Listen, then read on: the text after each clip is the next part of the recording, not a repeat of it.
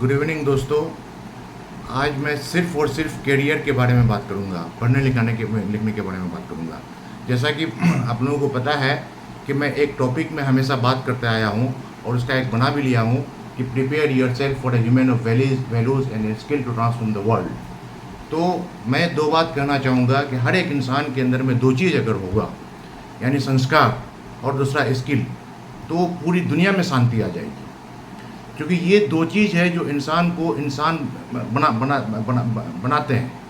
Humanity को retain करने के लिए दो चीज़ की सख्त ज़रूरत है। और इस चीज़ के लिए सबसे पहले मैं बात करूँगा कि हमारे बच्चे जो 10th करते हैं, 10th करने के बाद वो जो डिफरेंट कोर्सेज को सेलेक्ट करते हैं, तो उसमें एक प्रॉपर करियर गाइडेंस की ज़रूरत है। क्योंकि वहाँ पर बच्चे 10th तक तो ठीक है, सारा सब्जेक्ट पढ़ते हैं, लेकिन 10th करने के बाद बहुत सारा बाइफर्केशन है। क्योंकि 10th करने के बाद कुछ सर्टिफिकेट कोर्सेज हैं, कुछ डिप्लोमा कोर्सेज हैं, और इन सारी चीज़ों के अलग अलग ब्रांचेज हैं। ITI कोर्सेज हैं तो उसके अलग ट्रेड्स हैं। फिर 11th में जाते हैं तो आर्ट्स है, साइंस है, कॉमर्स है, उसके बाद बहुत सारा। तो वहाँ पर बच्चे 10th में जो ना बहुत ज़्यादा कन्फ्यूज रहते हैं, और उसको कन्फ्यूज़ उनके पेरेंट्स, उनके रिश्तेदार, उनके समाज के लोग भी करते हैं। क्योंकि बच्चों को करियर चूज़ करने के लिए दो चीज़ की ज़रूरत है। मैं तो कहूँगा कि choose your career according to your interest and capabilities. हर बच्चों को, हर पेरेंट्स को, हर टीचर को मैं ये कहूँगा कि बच्चों को उसके इंटरेस्ट के और कैपेबिलिटीज़ के हिसाब से करियर को चूज़ करने के लिए दिया जाए। क्योंकि प्रॉब्लम यहाँ आती है, कोई बच्चा 10th करने के बाद आर्ट्स रखना चाहता है, लेकिन उसके फादर कहते हैं कि नहीं, तुमको डॉक्टर बनना है। उसकी मदर कहती है कि तुमको इंजीनियर बनना है। रिश्तेदार कहते हैं कि तुमको लॉयर बनना है। बच्चे कंफ्यूज हो जाते हैं। तो ऐसे कंडीशन में टीचर्स का बहुत बड़ा रोल है, पेरेंट्स का बहुत बड़ा रोल है, और क्या कहते हैं, इन्वायरमेंट का भी बहुत बड़ा रोल है। ऐसे कंडीशन में हमारे बच्चों के अंदर में सबसे पहले ये देखना पड़ेगा कि हमारे बच्चों का किस सब्जेक्ट की तरफ इंटरेस्ट है। अगर हमारे बच्चों का, अगर कहते हैं मेडिकल करने के लिए अगर कहते हैं, तो अगर हमारे बच्चों का बायोलॉजी की तरफ अगर इंटरेस्ट है तो उसको मेडिकल करने के लिए दिया जाए। अगर बायोलॉजी की तरफ इंटरेस्ट नहीं है, उसको अगर क्या कहते हैं दूसरे सब्जेक्ट में डाल दीजिएगा, तो बाद में फिर उसका मतलब दिक्कत हो जाती है। तो एक इंटरेस्ट, दूसरा कैपेबिलिटीज़। ठीक है, बहुत सारे बच्चे ये कहते हैं कि मुझे नीट की तैयारी करनी है, MBBS करना है, तो ये भी जज करने की ज़रूरत है कि क्या हमारे बच्चे नीट क्वालिफाई कर पाएंगे कि नहीं कर पाएंगे। दूसरी बात, अगर कोई बच्चे इंजीनियरिंग की तैयारी करना चाहते हैं, तो इंजीनियरिंग की तैयारी करने के लिए फिजिक्स, केमिस्ट्री, मैथ रखना होता है। तो ये देखना पड़ेगा कि उन बच्चों का जो क्या कहते हैं फिजिक्स, केमिस्ट्री, मैथ की तरफ इंटरेस्ट है कि नहीं है, प्लस उसके अंदर में कैपेबिलिटीज़ है कि नहीं है। नहीं तो बहुत सारे बच्चे हमारे 10th करने के बाद सर्टिफिकेट कोर्स भी कर सकते हैं। अलग अलग सब्जेक्ट में सर्टिफिकेट कोर्स भी होते हैं। वो ITI कोर्स भी कर सकते हैं। ITI के वेरियस ट्रेड्स होते हैं। और ऐसी बात नहीं है कि छोटे कोर्सेज में जॉब नहीं मिलता है। अगर जॉब का अगर देखा जाए तो एक पिरामिडल होता है, यानी कि छोटे डिग्री में ज़्यादा जॉब होता है। जैसे कि किसी बच्चे ने 10th किया और 10th करने के बाद कोई सर्टिफिकेट कोर्स किया, 10th करने के बाद उन्होंने ITI किसी ट्रेड्स में किया, तो अलग अलग ऑर्गेनाइजेशन में बहुत सारे जॉब्स हैं। रेलवे में है, बैंक में है, अलग अलग सेक्टर में, PSUs में है, अलग अलग सेक्टर में बहुत सारे जॉब हैं। तो मेरा ये कहना है कि कोई भी चीज़ बड़ा नहीं होता है, कोई भी चीज़ छोटा नहीं होता है। अगर आप जिस चीज़ को कर पाएँ, सपोज़ कीजिए कि कोई बच्चा ड्रीम क्या कहते हैं इंटरेस्ट उसका बहुत है कि मैं IAS बनूँ, लेकिन उसके अंदर में कैपेबिलिटीज़ अगर नहीं है, तो वो 10 साल 20 साल पढ़ाई करने के बाद वो नहीं हो पाता है, कामयाब नहीं हो पाते हैं। अगर उसके एवज़ में अगर बच्चा अगर देख ले कि नहीं हमारी सलाहियत नहीं है, हम उतना आगे तक नहीं जा सकते हैं, तो वो बच्चे क्या करें, छोटे कोर्स करें। छोटे कोर्स में मैं बता रहा हूँ, छोटे कोर्स में आपका सर्टिफिकेट कोर्स भी कर सकते हैं 10th करने के बाद। दूसरा आप क्या कर सकते हैं, ITI कर सकते हैं। ITI के भी अलग अलग ट्रेड्स होते हैं, और उन सारे ट्रेड्स को चूज़ करने के लिए क्या कहते हैं आप जो है देख सकते हैं, क्या कहते हैं आजकल तो इंटरनेट जो है ना बहुत अच्छी चीज़ है। इसका सही इस्तेमाल अगर आप कर लें तो घर बैठे ही सारा चीज़ का इन्फॉर्मेशन आपको मिल जाएगा। तो सर्टिफिकेट कोर्स के बारे में जो है मार्केट में अवेलेबल है, certificate course in programming language, certificate course in search engine marketing, certificate in animation, certificate in diesel mechanics, certificate in social media management, certificate in graphic designing, certificate in web designing, certificate of nursing assistant, certificate program in MS office. उसके अलावा बहुत सारे courses हो सकते हैं। अगर किसी एक चीज़ में अगर इंटरेस्ट है तो सर्टिफिकेट कोर्स कर लिए, 10th कर लिए, सर्टिफिकेट कोर्स कर लिए, अब जॉब में लग जाइए। बहुत सारे लोगों को फाइनेंशियल प्रॉब्लम भी होता है, बहुत सारे बच्चों को अपने पेरेंट्स की जिम्मेदारी भी होती है, तो इन सारी चीज़ों को भी कर करके अपना करियर बना सकते हैं। रही बात फिर आगे भी अगर आपको करियर डेवलप करना है तो आप आगे से भी पढ़ सकते हैं। इंटर कर सकते हैं, ग्रेजुएशन कर सकते हैं और आगे में जॉब में भी रह करके तैयारी कर सकते हैं। और रिसेंट इसमें देखा गया है कि बहुत सारे बच्चे हमारे जॉब में रह करके तैयारी करके अलग अलग पोस्ट में आए हैं। और एक चीज़ मैं आपको बताना चाहूँगा कि अभी कुछ दिन कोरोना काल हुआ, कोरोना काल के बाद लॉकडाउन जो रहा उसमें हमारे बच्चे घर में ही बैठ करके बहुत सारे बच्चे नीट निकाले, बहुत सारे बच्चे जेई निकाले, बहुत सारे बच्चे यूपीएससी निकाले, बहुत सारे बच्चे स्टेट सर्विसेज निकाले। तो मैं ये कहता हूँ कि self study is the best study. आप घर में ही अपना रह करके किसी यूनिवर्सिटी से कॉन्टैक्ट में, स्कूल के कॉन्टैक्ट में रह करके सेल्फ स्टडी करके भी आप जो है ना क्या कहते हैं एक अच्छी पोजीशन या कोई भी कम्पिटिटिव एग्जामिनेशन क्वालिफाई कर सकते हैं। उसके अलावा मैं कहना चाहूँगा कि आईटीआई अगर कोई कोर्स करना चाहे 10th करने के बाद तो कुछ ट्रेड्स हैं जो इंफॉर्मेशन टेक्नोलॉजी है, लेटर प्रेस क्या कहते हैं मशीन मेंडर है, मैकेनिस्ट इंजीनियरिंग है, मैकेनिक इलेक्ट्रॉनिक्स इंजीनियरिंग है, मैकेनिक मोटर व्हीकल है, इंजीनियरिंग क्या कहते हैं mechanic radio and TV engineering है, पंप ऑपरेटर है, रेफ्रिजरेटर इंजीनियरिंग है, सेक्रेटरियल प्रैक्टिस है, सीट मेटल वर्किंग इंजीनियरिंग है, सर्वे इंजीनियरिंग है, tool and die making engineering है, bleaching and dyeing, calico print, commercial art, diesel mechanics, blah blah blah blah बला बहुत सारे ट्रेड्स में आप क्या कर सकते हैं आईटीआई कर सकते हैं। और आईटीआई मैं तो कहता हूँ कि जो अंडर प्रिविलेज्ड हैं, जिसको फाइनेंशियल प्रॉब्लम है, मैं तो सजेस्ट करूँगा कि आप आईटीआई कर लीजिए, क्योंकि 10th और आईटीआई करने के बाद बहुत सारे जॉब्स हैं। और क्या कहते हैं इसमें जो डिफरेंट गवर्नमेंट ऑर्गेनाइजेशन है, स्टेट गवर्नमेंट ऑर्गेनाइजेशंस हैं, पीएसयूज हैं, पीएसयूज में क्या कहते हैं आईओसीएल है, एनटीपीसी है, ओएनजीसी है, गेल है, सेल है, नेल है, रेलवे क्या कहते हैं गवर्नमेंट ऑर्गेनाइजेशन में जो रेलवे है बहुत सारे जॉब्स निकलते हैं। और वहाँ जाने के बाद फिर क्या कहते हैं जॉब कीजिए। डिफेंस में भी जो कि 10th और आईटीआई के बाद बहुत सारे जॉब निकलते हैं, अलग अलग जगह में अप्रेंटिस की जॉब निकलती हैं, तो यू कैन गो। और वहाँ जाने के बाद अगर आपको आगे भी पढ़ाई करने का मन हो तो आगे आप पढ़ाई कर सकते हैं, आगे में हर्डल नहीं है। मैं तो कहूँगा कि अपने ड्रीम को, अपने गोल को ऊंचा से ऊंचा रखिए, लेकिन ऊंचा से ऊंचा रखने का मतलब एक चीज़ आपका जो कैपेबिलिटीज़, पता चला कि हम क्या कहते हैं नीट की तैयारी कर रहे हैं या जेई की तैयारी कर रहे हैं, 2 साल 4 साल 5 साल ख़राब कर दे, पता नहीं कुछ नहीं हुआ, तो something is better than nothing. तो बहुत ही सोच समझ करके 2 बात, कैपेबिलिटीज़ और इंटरेस्ट, दोनों का बहुत ज़रूरी है। ये 2 चीज़ नहीं होने की वजह से हमारे बच्चे भटकते रहते हैं। और मैं हमारे पेरेंट्स से कहना चाहूँगा कि आप बच्चों को जो है ना प्रेशर नहीं दें, क्योंकि बहुत सारे रिसेंट केसेस देखे गए हैं कि हमारे बहुत सारे बच्चे पीयर प्रेशर की वजह से बहुत परेशानी में रहे हैं। बाद में क्या कहते हैं पेरेंट्स ने उसे प्रेशर दे करके नीट की तैयारी करने के लिए भेज दिए, बच्चा का मन ही नहीं लग रहा है और ये हो गया। तो हमारे बच्चों का और ह्यूमन राइट भी है, हम क्या खाएंगे, क्या पढ़ेंगे, क्या पहनेंगे, हमारा अधिकार है। तो हमारे बच्चों के ह्यूमन राइट का वायलेशन न हो। इससे क्या होगा कि बच्चों का अगर इंटरेस्ट के हिसाब से, जॉर्ज बर्नार्ड शॉ ने कहा था कि अगर आप करियर ऑप्शन इंटरेस्ट के हिसाब से अगर चूज़ करते हैं तो आपको मेहनत करने की ज़रूरत नहीं है, क्योंकि आराम से देखते होंगे कि बहुत सारे बच्चे हैं जो बहुत जल्दी कम्पिटिटिव एग्जामिनेशन निकाल लेते हैं, बहुत सारे बच्चे जो हैं ग्रेजुएशन करते करते आईएएस निकाल लेते हैं, बहुत सारे बच्चे जो है ना बहुत जल्दी नीट जेई, पता चले +2 करने के बाद नीट या जेई निकाल ले, अच्छे मेडिकल कॉलेज या अच्छे इंजीनियरिंग में हो गया। क्यों?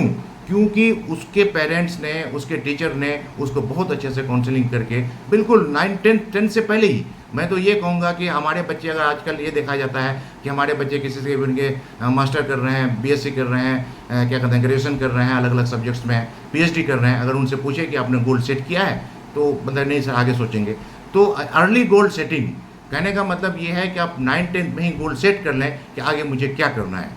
और गोल सेट करने के लिए 2 चीज़ बहुत ज़रूरी है, इसमें डेविएट करने की ज़रूरत नहीं है। अगर आप ऐसा करेंगे तो आप कामयाब हो जाएंगे।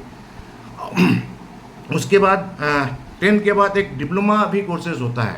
तो जनरली जो है डिप्लोमा कोर्सेज अगर होता है तो डिप्लोमा कोर्सेज में जनरली बच्चे डिप्लोमा इंजीनियरिंग की तरफ ही माहिर होते हैं। तो डिप्लोमा इंजीनियरिंग की तरफ भी आप जा सकते हैं, छोटा इंजीनियर बन जाइएगा। तो डिप्लोमा इंजीनियरिंग और बीटेक में बहुत ज़्यादा फ़र्क नहीं है, वो डिग्री कोर्स है, डिप्लोमा कोर्स है। बीटेक वालों के लिए जिस ऑर्गेनाइजेशन में जॉब्स हैं उतने जॉब्स क्या कहते हैं डिप्लोमा इंजीनियर्स के लिए हैं, अलग अलग ब्रांचेस में होता है। और एक बात मैं ये कहना चाहूँगा कि डिप्लोमा इंजीनियरिंग के अलावा बहुत सारी चीज़ों में डिप्लोमा होता है, जैसे कि diploma in physiotherapy, diploma in plastic technology, diploma in social media management, diploma in textile designing, diploma in web development, diploma in x ray technology, diploma in event management, blah blah blah blah blah blah blah बला बहुत सारे list हैं। अगर मैं पढ़ूँ तो बहुत ज़्यादा ये हो जाएगा, फिर भी मैं कोशिश करूँगा कि ज़्यादा से ज़्यादा इन्फॉर्मेशन मैं आप लोगों को दूँ। तो आप डिप्लोमा इंजीनियरिंग डिप्लोमा करने के बाद भी अलग अलग ऑर्गेनाइजेशन में आप जॉब गेन कर सकते हैं। और एक चीज़ बताना चाहूँगा कि 10th करने के बाद आप डिप्लोमा इंजीनियरिंग में एडमिशन लेते हैं तो बहुत सारे जगह से आपको स्कॉलरशिप भी मिलता है। तो जो भी बच्चे अंडर प्रिविलेज अगर बच्चे हैं तो आप अलग अलग से गवर्नमेंट से, सेंट्रल गवर्नमेंट से, स्टेट गवर्नमेंट से और डिफरेंट NGO से और डिफरेंट ऑर्गेनाइजेशन आप एक स्कॉलरशिप अवेल कर सकते हैं। स्कॉलरशिप अवेल करने के लिए आपके अंदर में कैपेबिलिटीज़ होना चाहिए।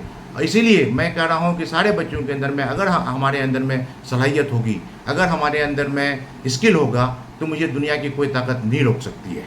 और स्किल को डेवलप करने के लिए हमें मेहनत करना पड़ेगा। हमें शॉर्टकट अपनाने की ज़रूरत नहीं है। और यंग जनरेशन को मैं कहना चाहूँगा कि हमारे जो यंग जनरेशन है, आप ये शिकायतें बार बार आती है कि सोशल मीडिया में आप लोग बहुत ज़्यादा वक्त ख़राब करते हैं।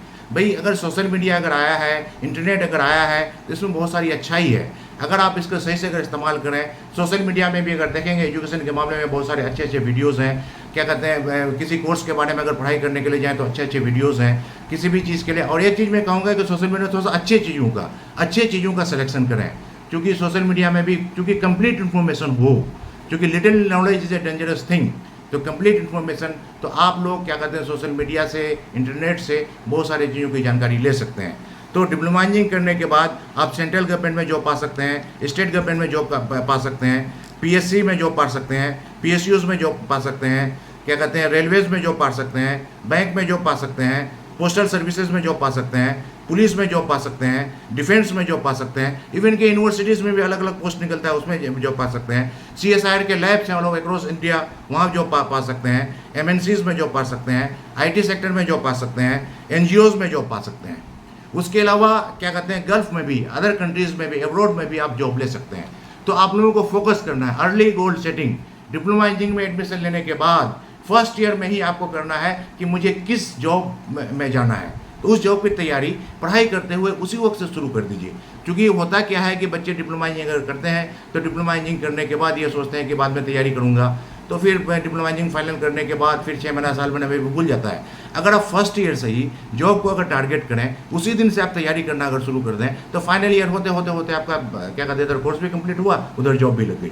वो हालांकि जो अच्छे पॉलिटेक्निक हैं, जो यूनिवर्सिटी से जुड़े हुए हैं, हमारे बच्चों का प्लेसमेंट भी होता है। हमारे उन बच्चों का प्लेसमेंट होता है जिस बच्चों ने पढ़ाई की, जिस बच्चों के अंदर में स्किल आया। मैं डिप्लोमा इंजीनियरिंग में आने के बाद जितने भी सब्जेक्ट्स हैं, उन सब्जेक्ट को आपने अध्ययन किया। अध्ययन मतलब नॉलेज गेन करना। एजुकेशन का मतलब ये नहीं है कि डिग्री लेना, एजुकेशन का मतलब है कि नॉलेज को गेन करना। Knowledge is power. आपके अंदर में अगर नॉलेज है तो आपको जॉब खोजने की ज़रूरत नहीं है, जॉब आपको खोज करके लेकर के जाएगी। तो आप ये कर सकते हैं क्या कहते हैं डिप्लोमा इंजीनियरिंग का बहुत अच्छा, मतलब मैं तो कह रहा हूँ कि 3 साल 10th के बाद 3 साल के जॉब में चले गए। फिर बाद में बहुत सारे जो क्या कहते हैं कंपनीज होती है आपको बीटेक भी कराती है, आप वहाँ से बीटेक भी कर लीजिएगा। तो बीटेक करने के बाद फिर आगे फर्दर आप सोच सकते हैं। तो PSUs, अच्छा एक चीज़ ये है कि जो सेंट्रल गवर्नमेंट है, स्टेट गवर्नमेंट है, उसके अलावा जो हमारा PSUs है, PSUs में कुछ ऑर्गेनाइजेशन जो अच्छे ऑर्गेनाइजेशन हैं, जैसे IOCL है, NCPC है, BEL है, ONGC है, WEL है, BPCL है, HPCL है, BARC है, HAL है, GAIL है, SAIL है, NPCIL है, NRL है, कुछ शिपयार्ड है। इसमें बहुत सारे जॉब्स निकलते हैं। तो आप बिल्कुल पैनी नज़र रखिए। जो डिप्लोमा इंजीनियरिंग में एडमिशन लेने के बाद फर्स्ट ईयर से ही आप पैनी नज़र रखिए कि डिप्लोमा इंजीनियरिंग करने के बाद कहाँ से मुझे स्कॉलरशिप मिल सकता है, प्लस आगे किस ऑर्गेनाइजेशन में मुझे जॉब के लिए जाना है। तो अभी से आप तैयारी शुरू कर दीजिए। अभी से क्या कहते हैं वो देखिए, सीनियर से कांटेक्ट कीजिए। सीनियर से कांटेक्ट करने के लिए मैं क्या कहते हैं आप जो क्या कहते हैं जो प्रोग्राम होते रहते हैं, करियर गाइडेंस के अलग अलग प्रोग्राम होते रहते हैं, अलग अलग स्कूल में, अलग अलग कॉलेज में, अलग अलग यूनिवर्सिटीज़ में, अलग अलग NGO वाले जो कराते रहते हैं, उसमें एक्टिवली पार्टिसिपेट कीजिए। और अब मैं बात करने वाला हूँ 10th करने के बाद 11th क्लास के बारे में। तो 11th में जनरली बच्चे 10th करने के बाद ज़्यादा प्रेफरेंस होता है कि 11th में एडमिशन लेते हैं। तो 11th में आप लोगों को ये सोचना है कि 11th में 3 चीज़ है, आर्ट, साइंस और कॉमर्स। मैं एक चीज़ कहूँगा कि तीनों चीज़ की अपनी अहमियत है। जैसे कि बहुत सारे बच्चे किसी में ज़्यादा फोकस करते हैं, किसी में ज़्यादा फोकस करते हैं, किसी में डिस्क्रिमिनेट करते हैं। तो डिस्क्रिमिनेट आपको नहीं करना है। और ये मानवाधिकार भी है कि किसी भी चीज़ में आप डिस्क्रिमिनेट नहीं कर सकते हैं। सब किसी का अपना राइट है और सब किसी की अपनी अहमियत है। अपने आप में सब किसी की अहमियत है। आर्ट्स में भी अगर आप अच्छा कर लेते हैं तो आपके लिए बहुत अच्छा है। साइंस में अगर क्या कहते हैं आप अच्छा कर लेते हैं तो साइंस बहुत अच्छा है। कॉमर्स में अगर आप अच्छा करते हैं तो कॉमर्स में भी बहुत अच्छा है। तो यहाँ पर बिल्कुल सोच समझ करके 10th करने के बाद आपको आर्ट्स की तरफ जाना है, साइंस की तरफ जाना है, कॉमर्स की तरफ जाना है, बहुत ही करियर को क्या कहते हैं सब्जेक्ट को चूज़ बहुत ही सोच समझ करके करना है। क्योंकि आर्ट, साइंस, कॉमर्स में भी फर्दर आपको क्या कहते हैं सब्जेक्ट का सिलेक्शन, इसमें भी आपको इंटरेस्ट देखने की ज़रूरत है।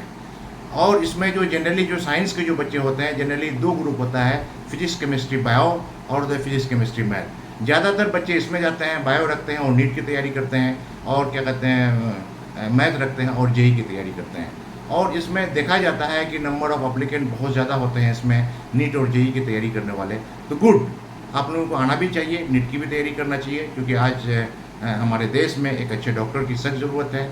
जो जेई करके इंजीनियरिंग करना चाहते हैं तो इंजीनियरिंग में भी एक अच्छे टेक्नोक्रेट्स की बहुत ज़रूरत है, सख्त ज़रूरत है।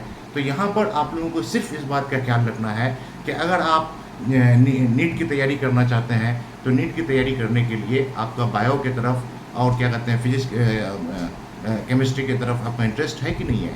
और आप अगर क्या कहते हैं जेई की तैयारी करना चाहते हैं तो जेई की तैयारी करने के लिए मैथ और इसमें इंटरेस्ट है कि नहीं है। अगर आपके अंदर में इंटरेस्ट है, प्रॉपर गाइडेंस अगर मिल जाता है तो आप आराम से नीट और जेई निकाल सकते हैं।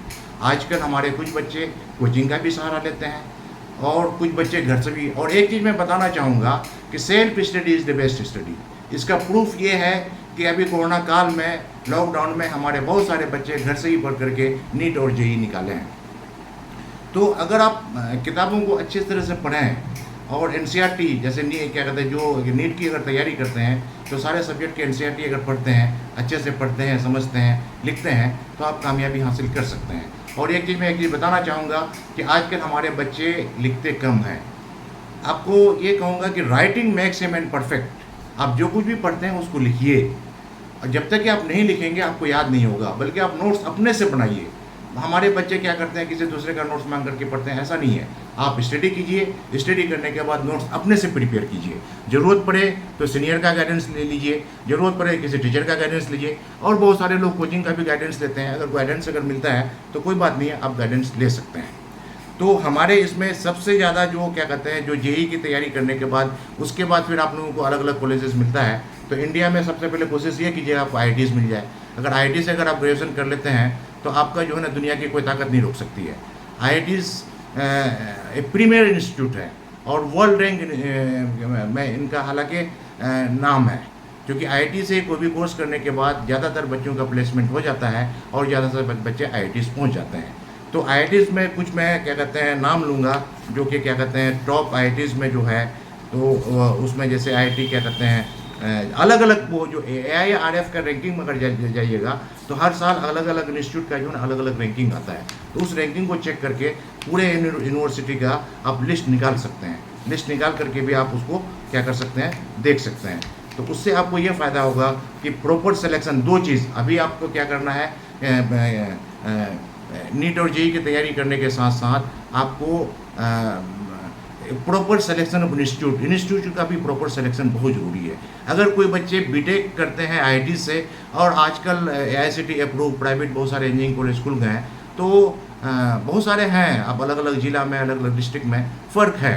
तो आप अच्छे इंस्टीट्यूट में आप अगर आपका दाखिला हो जाता है तो आपका करियर यहीं से सेट हो जाएगा। आईआईटीज़ के अलावा एनआईटीज़ में भी ले सकते हैं। एनआईटीज़ के अलावा बहुत सारे जो है क्या कहते हैं यूनिवर्सिटीज़ है, बहुत सारी यूनिवर्सिटीज़ है। आप रैंकिंग अगर आप देखिएगा, बहुत सारे यूनिवर्सिटीज़ भी आपका बीटेक कराती है, उसका रैंकिंग अगर है, अच्छा रैंकिंग है, तो वहाँ से भी आप कर सकते हैं। उसके अलावा आपको ये करना है कि बीटेक में एडमिशन लेने के बाद सिर्फ बीटेक कोर्स की ही पढ़ाई ही नहीं करनी है कि बीटेक में फर्स्ट ईयर में आकर के फिर फर्दर गोल सेट करना है। फर्दर गोल सेट करने के बाद फिर वहाँ से बाइफर्केशन है। बीटेक करने के बाद ग्रेजुएट हो जाइएगा तो ग्रेजुएशन के बाद आप आईएएस की तैयारी कर सकते हैं, आईएएस की तैयारी कर सकते हैं। उसके अलावा बहुत सारे बच्चे कैट की तैयारी कर सकते हैं जो आईआईएम से मैनेजमेंट के लिए। बहुत सारे बच्चे क्या कहते हैं फॉरेन यूनिवर्सिटी से हायर स्टडीज़ के लिए उसकी तैयारी कर सकते हैं। तो मैं हमारे बच्चों को ये सजेस्ट करूँगा कि बीटेक में जाने के बाद फर्स्ट ईयर से ही आप गेट की तैयारी शुरू कर लीजिए। गेट ब्रह्मास्त्र है। गेट के बेसिस पर अलग अलग ऑर्गेनाइजेशन में आपको आराम से जॉब मिल जाएगा, प्लस गेट के बेसिस पर आप अलग अलग यूनिवर्सिटीज़ में एमटेक में एडमिशन ले सकते हैं, या ड्यूअल डिग्री बीटेक एमटेक दोनों होता है, उसमें भी आप क्या कहते हैं हायर स्टडीज़ में आप जा सकते हैं। तो इस चीज़ के लिए आपको अभी से ही सोचना पड़ेगा, अभी से ही क्या कहते हैं गोल सेट करना पड़ेगा। क्योंकि होता क्या है कि बहुत सारे बच्चे अभी सर अभी तो क्या कहते हैं बीटेक कर लेता हूँ उसके बाद सोचूंगा, तो फिर बीटेक करने के बाद फिर गोल सेट करना, प्लान करना अलग हो जाता है। तो एक मतलब एक बिल्कुल बहुत सोच समझ करके बीटेक फर्स्ट ईयर से ही अगर आप गोल सेट करते हैं कि मुझे आईएएस की तैयारी करनी है, मैं तो इनकरेज करता हूँ कि हमारे बच्चे ज़्यादा से ज़्यादा बच्चे आईएएस की तैयारी करें। अगर जनरली ये देखा भी गया है कि आईआईटियंस या बीटेक वाले बच्चे क्या कहते हैं आईएएस या यूपीएससी ज़्यादा निकालते हैं, तो उसके पीछे रीज़न ये है कि जो बच्चे बीटेक करते हैं, एक तो आईआईटी तैयारी करने के लिए जेईई का क्वालिफाई करना बहुत टफ होता है। उसके अलावा जब आईआईटी में चले जाते हैं, आईआईटी में उन लोगों को पढ़ना होता है 4 साल, तो उन लोगों को रोलिंग फ्रीक्वेंसी बढ़ जाती है। और दूसरी बात ये होती है कि उनके पास फेयर ऑफ इनसिक्योरिटी नहीं होता है, तो ऐसे बच्चे हमारे यूपीएससी क्वालिफाई कर पाते हैं। बल्कि मैं ज़्यादातर बच्चों से ये कहूँगा कि आप लोग यूपीएससी की तैयारी कीजिए, होना नहीं होना अलग सी बात है। और एक बात मैं बताऊँ आप लोगों को कि अगर आप ईमानदारी से यूपीएससी की तैयारी कीजिएगा, अगर यूपीएससी में अगर आपका नहीं भी होता है ना, बहुत सारे ऑप्शन है, अपने आप हो जाएगा, अपने आप हो जाएगा। और मैं आईएएस की तैयारी करने के लिए इस वजह से कहने के लिए कह रहा हूँ कि जब आप आईएएस की तैयारी करेंगे तो बहुत सारी चीज़ों को पढ़ेंगे। और आज के टाइम में मल्टी डिसिप्लिनरी एजुकेशन, हमारे इंजीनियर सारे लोगों को बहुत सारे जो हमारा सोसाइटी में क्या हो रहा है, करंट अफेयर्स है और क्या कहते हैं हमारे आसपास क्या हो रहा है उसके बारे में जानकारी होना, ह्यूमन राइट के बारे में जानकारी होना, मोरल वैल्यूज़ के बारे में जानकारी होना, कॉन्स्टिट्यूशनल वैल्यूज़ के बारे में जानकारी होना, ज्योग्राफी के बारे में जानकारी होना, ये सारा चीज़ जब अगर आप आईएएस की तैयारी अगर करते हैं ना, थोड़ा पढ़ना होता है, तो ये सारा चीज़ ज़िंदगी में बहुत ज़रूरी होती है। एक चीज़ मैं आगे चल करके मैं बताऊँगा इसके लिए सस्टेनेबल डेवलपमेंट गोल के 4 गोल के बारे में। तो अगर आप मैं इनकरेज करता हूँ यूपीएससी की तैयारी करें, और यूपीएससी की तैयारी करने के बाद अगर आप हो जाता है तो एक अच्छा जॉब भी है आपका, अलग अलग ये होता है। तो आप ये जाएं और ज़्यादा से ज़्यादा बच्चों को मैं इनकरेज करूँगा, क्योंकि नंबर ऑफ अप्लीकेंट क्या कहते हैं थोड़ा सा कम हो रहा है। तो इनको इनकरेज करने के लिए आजकल तो आईएएस की तैयारी कराने के लिए बहुत सारे ऑर्गेनाइजेशंस, बहुत सारे एनजीओज और अलग अलग यूनिवर्सिटीज़ में आरसीए है, residential coaching institute. Residential coaching institute में भी रह करके आप क्या कहते हैं आईएएस की तैयारी कर सकते हैं। हमारे जामिया मिल्लिया इस्लामिया एक आरसी है, हर साल अच्छा रिजल्ट देती है। बगल में हम जामिया हमदर्द है, उसमें भी है, अलीगढ़ मुस्लिम यूनिवर्सिटीज़ में है, यूनिवर्सिटी में है, अलग अलग यूनिवर्सिटी में हर जगह जो है आरसीए है, रेसिडेंशियल कोचिंग इंस्टीट्यूट। और उसके अलावा बहुत सारे फिलंथ्रोपिस्ट जो एनजीओ खोल करके आईएएस की तैयारी कराते हैं, उससे भी आप तैयारी कर सकते हैं। उसके अलावा क्या कहते हैं बहुत सारा जो वक्फ बोर्ड है, अलग अलग स्टेट का वक्फ बोर्ड है, वहाँ से भी तैयारी कराई जाती है, वहाँ से भी रह करके तैयारी कर सकते हैं। तो आजकल तो पढ़ने वाले बच्चों के लिए मुश्किल नहीं है। पढ़ने वाले बच्चों के लिए जो अगर पढ़ना चाहे जेन्युइनली, अगर उसके अंदर में टैलेंट है, तो उसको फाइनेंशियल सपोर्ट देने वाले बहुत चीज़ है। सेंट्रल गवर्नमेंट से आपको एड मिल सकता है, स्टेट गवर्नमेंट से एड मिल सकता है। अभी बिहार सरकार ने एक अनाउंस किया, जो यूपीएससी पूरी तैयारी करता है, पीटी निकालता है, तो उसको 1 लाख रुपया कुछ दिया जाएगा। तो आप अवेल कर सकते हैं। बिल्कुल बिहार में भी, बिहार क्या कहते हैं इसके तरफ बीपीएससी की तैयारी कराने के लिए कोचिंग वगैरह कराई जाती है। मैं अभी हमारी जो मुलाकात हुई थी ऑनरेबल चीफ मिनिस्टर सर से, तो मैं रिक्वेस्ट किया था कि सर नीट की भी तैयारी कराया जाए, क्लेट की भी तैयारी कराया जाए, जेईई की भी तैयारी कराया जाए, यूपीएससी की भी तैयारी कराया जाए, उसके अलावा नेट जेआरएफ की भी तैयारी कराया जाए, कैट की भी तैयारी कराया जाए। हालांकि मैं मेमोरेंडम यहाँ दिया हूँ, तो खैर देखते हैं आगे क्या होता है। तो अभी बिहार में क्या कहते हैं वो बीपीएससी की तैयारी वो लोग कराते हैं, और उसमें वुमेन के लिए भी है इक्वल जेंडर इक्वलिटी, यानी कि दोनों को मैं इनकरेज करता हूँ। हमारी आजकल रिसेंटली ये देखा गया है कि हमारी महिलाएं भी पढ़ने लिखने में आगे हो रही है, अलग अलग कम्पिटिटिव एग्जामिनेशन में आगे बढ़ रही है। फिर भी मैं महिलाओं को और भी इनकरेज करूँगा कि आप लोग आएँ अच्छे समाज का निर्माण करने के लिए। तो इसमें एक चीज़ है कि एक जेईई के अलावा और भी कम्पिटिटिव एग्जामिनेशन होते हैं। एक तो है कॉमन है जेईई मेंस और जेईई एडवांस, उसके अलावा बिटसेट है, वीआईटीई है, आईपीयूसीईटी है, एएमयू बीटेक है, कोमेट के है, NDA entrance with PCM Manipal BTech है, All India engineering entrance exam with PCM है, स्टेट लेवल इंजीनियरिंग एंट्रांस है, इंजीनियरिंग एंट्रांस एग्जामिनेशन है, उसके बाद एचपीसीई है, बहुत सारे हैं अलग अलग इसमें है। तो इन सारे एंट्रांस एग्जामिनेशन, अच्छा अब अच्छे इंस्टीट्यूट में अगर आपको दाखिला अगर हो जाता है तो फर्दर वहाँ से फिर अच्छा सोचने की ज़रूरत है। आप अपने गोल को, अपने ख्वाब को अगर ऊंचा अगर रखेंगे, बहुत ऊंचाई तक अगर नहीं पहुँच पाएंगे, तो आपको बहुत अच्छा चीज़ मिलने वाला है, मिल जाएगा। इसलिए पेशेंस के साथ, हिम्मत के साथ आप मेहनत कीजिए, आपको कामयाबी मिलेगी। उसके अलावा दूसरा, जनरली जो साइंस जो बायोलॉजी रखते हैं, तो जनरली बच्चे हमारे क्या नीट की तैयारी करते हैं। तो नीट की तैयारी करने के लिए फिजिक्स, केमिस्ट्री और क्या कहते हैं बायो पढ़ना होता है। तो जेई से नीट का कंपटीशन थोड़ा सा आसान होता है, और हमारे बच्चे नीट निकालते भी हैं, और नीट निकालने के बाद इंडिया में सबसे अच्छा institute all India institute medical science है। बहुत सारे मेडिकल कॉलेजेस हैं, इवन के प्राइवेट मेडिकल कॉलेजेस भी, और बहुत सारे प्राइवेट मेडिकल कॉलेज उसका रैंकिंग अच्छा है। तो आप अच्छे से, मतलब ये सोचना है कि भाई मेरा बायोलॉजी में इंटरेस्ट है कि नहीं है। अगर इंटरेस्ट नहीं है तो मैं इंटरेस्ट नहीं करूँगा कि आप नीट की तैयारी करें। किसी के दबाव में आकर के आपको तैयारी नहीं करनी है, क्योंकि ये रिसेंट केसेस में देखा गया है कि बहुत सारे बच्चे गार्जियन के दबाव में आकर के नीट की तैयारी में बहुत वक्त खराब कर दिए, बाद में कुछ नहीं हुआ। अगर आपका आर्ट्स में मन है, बिल्कुल आप पेरेंट्स से बात कीजिए, टीचर से बात कीजिए, आर्ट्स में भी अच्छा करियर बना सकते हैं। और क्या कहते हैं, ज़्यादातर आईएएस जो निकालते हैं तो वो क्या कहते हैं आर्ट्स सब्जेक्ट से ही निकालते हैं, जनरली ये देखा जाता है। या जो इंजीनियरिंग बैकग्राउंड के होते हैं या मेडिकल बैकग्राउंड के जो होते हैं वो आर्ट्स सब्जेक्ट की रखते हैं। तो एक चीज़ ये देखना है, नीट की तैयारी करने के लिए आपको देखना है कि आपका इंटरेस्ट है कि नहीं है उधर, आप उन चीज़ों को पढ़ सकते हैं कि नहीं पढ़ सकते हैं। क्योंकि 10th तक सारा सब्जेक्ट पढ़ते हैं आपको ये पता चल जाएगा कि फिजिक्स, केमिस्ट्री और बायो की तरफ मेरा इंटरेस्ट है कि नहीं है, बॉटनी, जूलॉजी की तरफ मेरा इंटरेस्ट है कि नहीं है। और दूसरा, कैपेबिलिटीज़ भी आपको जज करने की ज़रूरत है, और ये जज जो है ना आपके टीचर करते हैं। पेरेंट्स तो बहुत ज़्यादा ये नहीं होते, लेकिन टीचर से ज़रूर मशवरा लीजिएगा। और तीसरा ये है कि आपका एक्सपर्ट का भी बहुत ज़रूरी है, क्योंकि आप मेडिकल एमबीबीएस की क्वालिफाई करने के लिए जा रहे हैं। तो बहुत सारे मेडिकल जो क्वालिफाई कर चुके हैं रिसेंट ईयर में या पिछले 5 साल में, तो आप ये कर सकते हैं। ये चीज़ करने के लिए आपके स्कूल में, आपके ऑर्गेनाइजेशन में अलग अलग जगह से लोग करियर गाइडेंस के लिए आते होंगे, एक्सपर्ट आते होंगे। मैं भी मतलब इस चीज़ से जुड़ा हुआ हूँ कि मैं अलग अलग जगह में अलग अलग सब्जेक्ट के एक्सपर्ट को लेकर के वहाँ पहुँचूँ, ताकि हमारे बच्चे उनसे सवाल करके या उनसे बातचीत करके, उनसे काउंसलिंग करके ये पता कर पाए कि मेरे अंदर में कैपेबिलिटी है कि नहीं है। तो आप इन सारे प्रोग्राम में आप अटेंड कर सकते हैं। आजकल तो स्टेट गवर्नमेंट की तरफ से, सेंट्रल गवर्नमेंट की तरफ से, वेरियस वर्क बोर्ड की तरफ से, और क्या कहते हैं डिफरेंट एनजीओज़ की तरफ से करियर गाइडेंस वाला प्रोग्राम होते रहता है। तो ये कर सकते हैं। उसके बाद क्या कहते हैं आप क्या कहते हैं, नीट के अलावा जो है आपका है जिपमर है, एम्स का अलग टेस्ट होता है, सीएमसी वेल्लोर है, सीएमसी लुधियाना है, मणिपाल है, एआईपीएमटी है, ये सब कर सकते हैं। उसके अलावा कुछ पैरामेडिकल एंट्रेंस टेस्ट भी होता है, आप उसमें भी आप दे सकते हैं। जैसे Orissa JEE, Gujarat CET, WB JEE, West Bengal AP EAMCET, TS EAMCET, UPSCT और एमएसटी सीईटी, बिटसेट, ये सारा एग्ज़ाम आप क्वालिफाई कर सकते हैं। ये सारा क्वालिफाई करके मैं तो इनकरेज करूँगा हमारे बच्चों को, आप क्या है बुलंद रखिए, अपने इरादे बुलंद रखिए, अपने क्या कहते हैं सोचिए कि मेरा एम्स में ही हो जाए। एम्स को अगर टारगेट किया जाए, एम्स अगर नहीं भी मिलेगा तो अच्छा मेडिकल कॉलेज मिल जाएगा।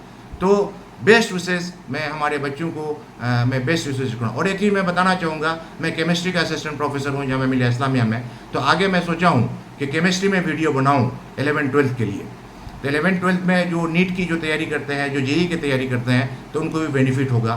फर्दर वीडियो मैं कोशिश करूंगा बनाने के लिए। बाकी अभी आप लोगों को मैं जो मेडिकल के, और एक चीज़ मैं ये बताऊंगा कि अगर आप लोगों का एमबीबीएस में अगर दाखिला हो भी जाता है, वहाँ भी रह करके आप आईएएस की तैयारी कर सकते हैं।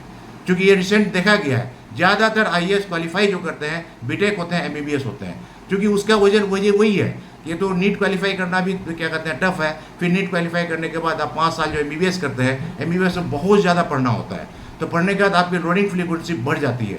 और आईएएस वगैरह की तैयारी करने के लिए अगर आपको रोलिंग फ्रीक्वेंसी अगर बढ़ जाता है, तो आप आराम से जो है ना क्या कहते हैं एमबीबीएस क्वालिफाई आप आराम से कर सकते हैं। और क्या कहते हैं रोलिंग फ्रीक्वेंसी बढ़ जाएगी तो आप क्या कहते हैं यूपीएससी आईएएस वगैरह की क्वालिफाई कर पाएंगे। मैं सारे बच्चों से कहता हूँ कि आप आईएएस की तैयारी कीजिए। वजह क्या है कि आप आईएएस की अगर तैयारी करेंगे तो आपके अंदर में मल्टी डिसिप्लिनरी एजुकेशन होगा, आपके अंदर में मोरल वैल्यूज़ आएगा, आपके अंदर में कॉन्स्टिट्यूशनल वैल्यूज़ आएगा, आपके अंदर में क्या कहते हैं ज्योग्राफी के बारे में जानकारी होगी, आपके अंदर में आसपास क्या हो रहा है, समाज में, सोसाइटी में क्या हो रहा है उसके बारे में जानकारी होगी, आपके अंदर में ह्यूमन राइट के बारे में जानकारी होगी, आपके अंदर में ह्यूमन राइट के बारे में जानकारी होगी। तो बहुत सारे लोग हैं जो आईएएस की तैयारी किए हैं। आईएएस में अगर हुआ तो ठीक है, अगर नहीं हुआ तो अलग करियर ऑप्शन अब क्या कहते हैं हो जाता है। उसके बाद दूसरा है आप लोगों का जो बच्चे जो जनरली जो क्या कहते हैं जो क्या कहते हैं 12th करने के बाद क्या कहते हैं 12th जो करते हैं आर्ट्स में भी रखते हैं या कॉमर्स में भी रखते हैं। तो जनरली आर्ट्स के बाद एक क्लेट है जो लॉ के लिए, जो लॉ कॉम्पिटिटिव एग्जामिनेशन है, क्लेट की आप तैयारी कर सकते हैं, क्योंकि लॉ भी एक अच्छा करियर ऑप्शन है। बल्कि मैं तो ये इनकरेज करूँगा कि ज़्यादा से ज़्यादा बच्चे लॉ ग्रेजुएट हों, क्योंकि आज के टाइम में across the globe peace and justice को रिटेन करने के लिए सारे लोगों को लॉ के बारे में जानकारी जरूरी है। बल्कि इतना ही नहीं, बल्कि हर एक नागरिक को लॉ के बारे में जानकारी होना बहुत ज़रूरी है। एटलीस्ट आपका जो हमारा कॉन्स्टिट्यूशन ऑफ इंडिया का एक जो होता है, वो सारा मोटे मोटे तौर पर जानकारी होना जरूरी है। इसलिए क्या कहते हैं, लॉ ग्रेजुएट और एक जो IAS वगैरह की जो तैयारी करते हैं, तो उन लोगों को इंडियन कॉन्स्टिट्यूशन पढ़ना पड़ता है। वो DD बसु की आती है, वो किताब भी हर कोई पढ़ सकते हैं। तो लॉ एक अच्छा करियर ऑप्शन है। आप लॉ करने के बाद एक आप सोसाइटी को समझ पाइएगा, सोसाइटी को ऑब्जर्व कर पाइएगा, प्लस लॉ करते हुए फर्स्ट ईयर में ही BA LLB फर्स्ट ईयर में आप गोल सेट कीजिए कि लॉ करने के बाद मुझे क्या करना है। मैं तो कहूँगा कि आप IAS की तैयारी करें।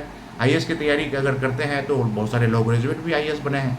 अगर आप क्या करते हैं तो फर्स्ट ईयर से ही आप तैयारी शुरू कर दीजिए, तो आते फाइनल ईयर होते होते आपका मतलब ये क्या कहते हैं क्वालिफाई हो जाते हैं, बहुत सारे बच्चे क्वालिफाई हो जाते हैं।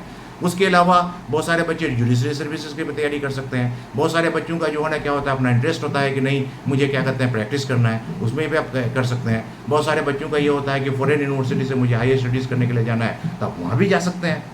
तो आप ये कीजिए। तो उसके तो जो सिर्फ लॉ के लिए सिर्फ क्लेट ही नहीं होता है, क्लेट के अलावा जो है आर्मी इंस्टीट्यूट लॉ एंट्रांस है, उसके बाद LSAT है, DU LLB है, APLAWCAT है, TSLAWCAT है, CUCAT है, ULSAT है, CULE है। तो ये सारे हैं कॉमन क्या कहते हैं एंट्रांस टेस्ट फॉर लॉ, जो लॉ की तरफ जाना चाहते हैं। तो लॉ की तरफ ऐसी बात नहीं है कि आर्ट्स वाले ही जाते हैं, साइंस वाले बच्चे भी जाते हैं। बहुत सारे बच्चे क्या करते हैं कि साइंस में ग्रेजुएशन कर लिया, साइंस में +2 कर लिया, तो साइंस के बाद अलग अलग चीज़ में अलग अलग फील्ड में वो जाते हैं। तो बहुत सारे बच्चे देखा है कि लॉ करने के बाद बहुत सारे बच्चे +2 करने के बाद साइंस में +2 करने के बाद लॉ ग्रेजुएट किए हैं। आप कर सकते हैं। तो इसके लिए आपको लॉ करने के लिए आपको अच्छे इंस्टीट्यूट का सिलेक्शन जरूरी है। तो आप AIRF का इसमें जाइएगा, नेट में अगर जाइएगा तो रैंकिंग आता है, रैंकिंग में अच्छे इंस्टीट्यूट से आप ये कर सकते हैं। उसके अलावा जो बच्चे कॉमर्स रखते हैं, तो जनरली कॉमर्स के लिए जो है ना CPT जो एंट्रेंस टेस्ट है, CPCT है, उसके NMIMS है, NPAT है, सिम्बोसिस ACT है, JBI एंट्रेंस एग्जामिनेशन है, DUJET है, उसके बाद IPU-CAT है, BHU-EAT है, उसके बाद RU-EAT है, JSAT है, LPU-ACT है, IMMAT है, SET है, NIFT है। इन सारी चीज़ों से आप कॉमर्स ग्रेजुएट आप ये कर सकते हैं। और कॉमर्स के बारे में तो बहुत मतलब ये है कि अच्छे इंस्टीट्यूट हैं, आप अच्छे इंस्टीट्यूट से कॉमर्स से अगर आप ये कर लेते हैं बहुत अच्छा करियर ऑप्शन है। और उसके अलावा आप मैनेजमेंट की तरफ भी जा सकते हैं। कॉमर्स में अगर +2 कर लेते हैं, +2 करने के बाद कॉमर्स में ग्रेजुएशन करते हैं, अलग अलग कोर्स करने के बाद आप आराम से मैनेजमेंट कैटेगरी की भी तैयारी कर सकते हैं। उसके अलावा फैशन डिज़ाइनिंग एंट्रेंस एग्जामिनेशन होता है, तो उसके लिए जो National Institute of Fashion Technology है उसका भी एग्जामिनेशन आप दे सकते हैं। National Institute of Design NID exam होता है, वो दे सकते हैं। MAEER MIT Institute of Design, वहाँ भी आप ये ले सकते हैं। Career for environmental planning and technology, वहाँ भी ले सकते हैं।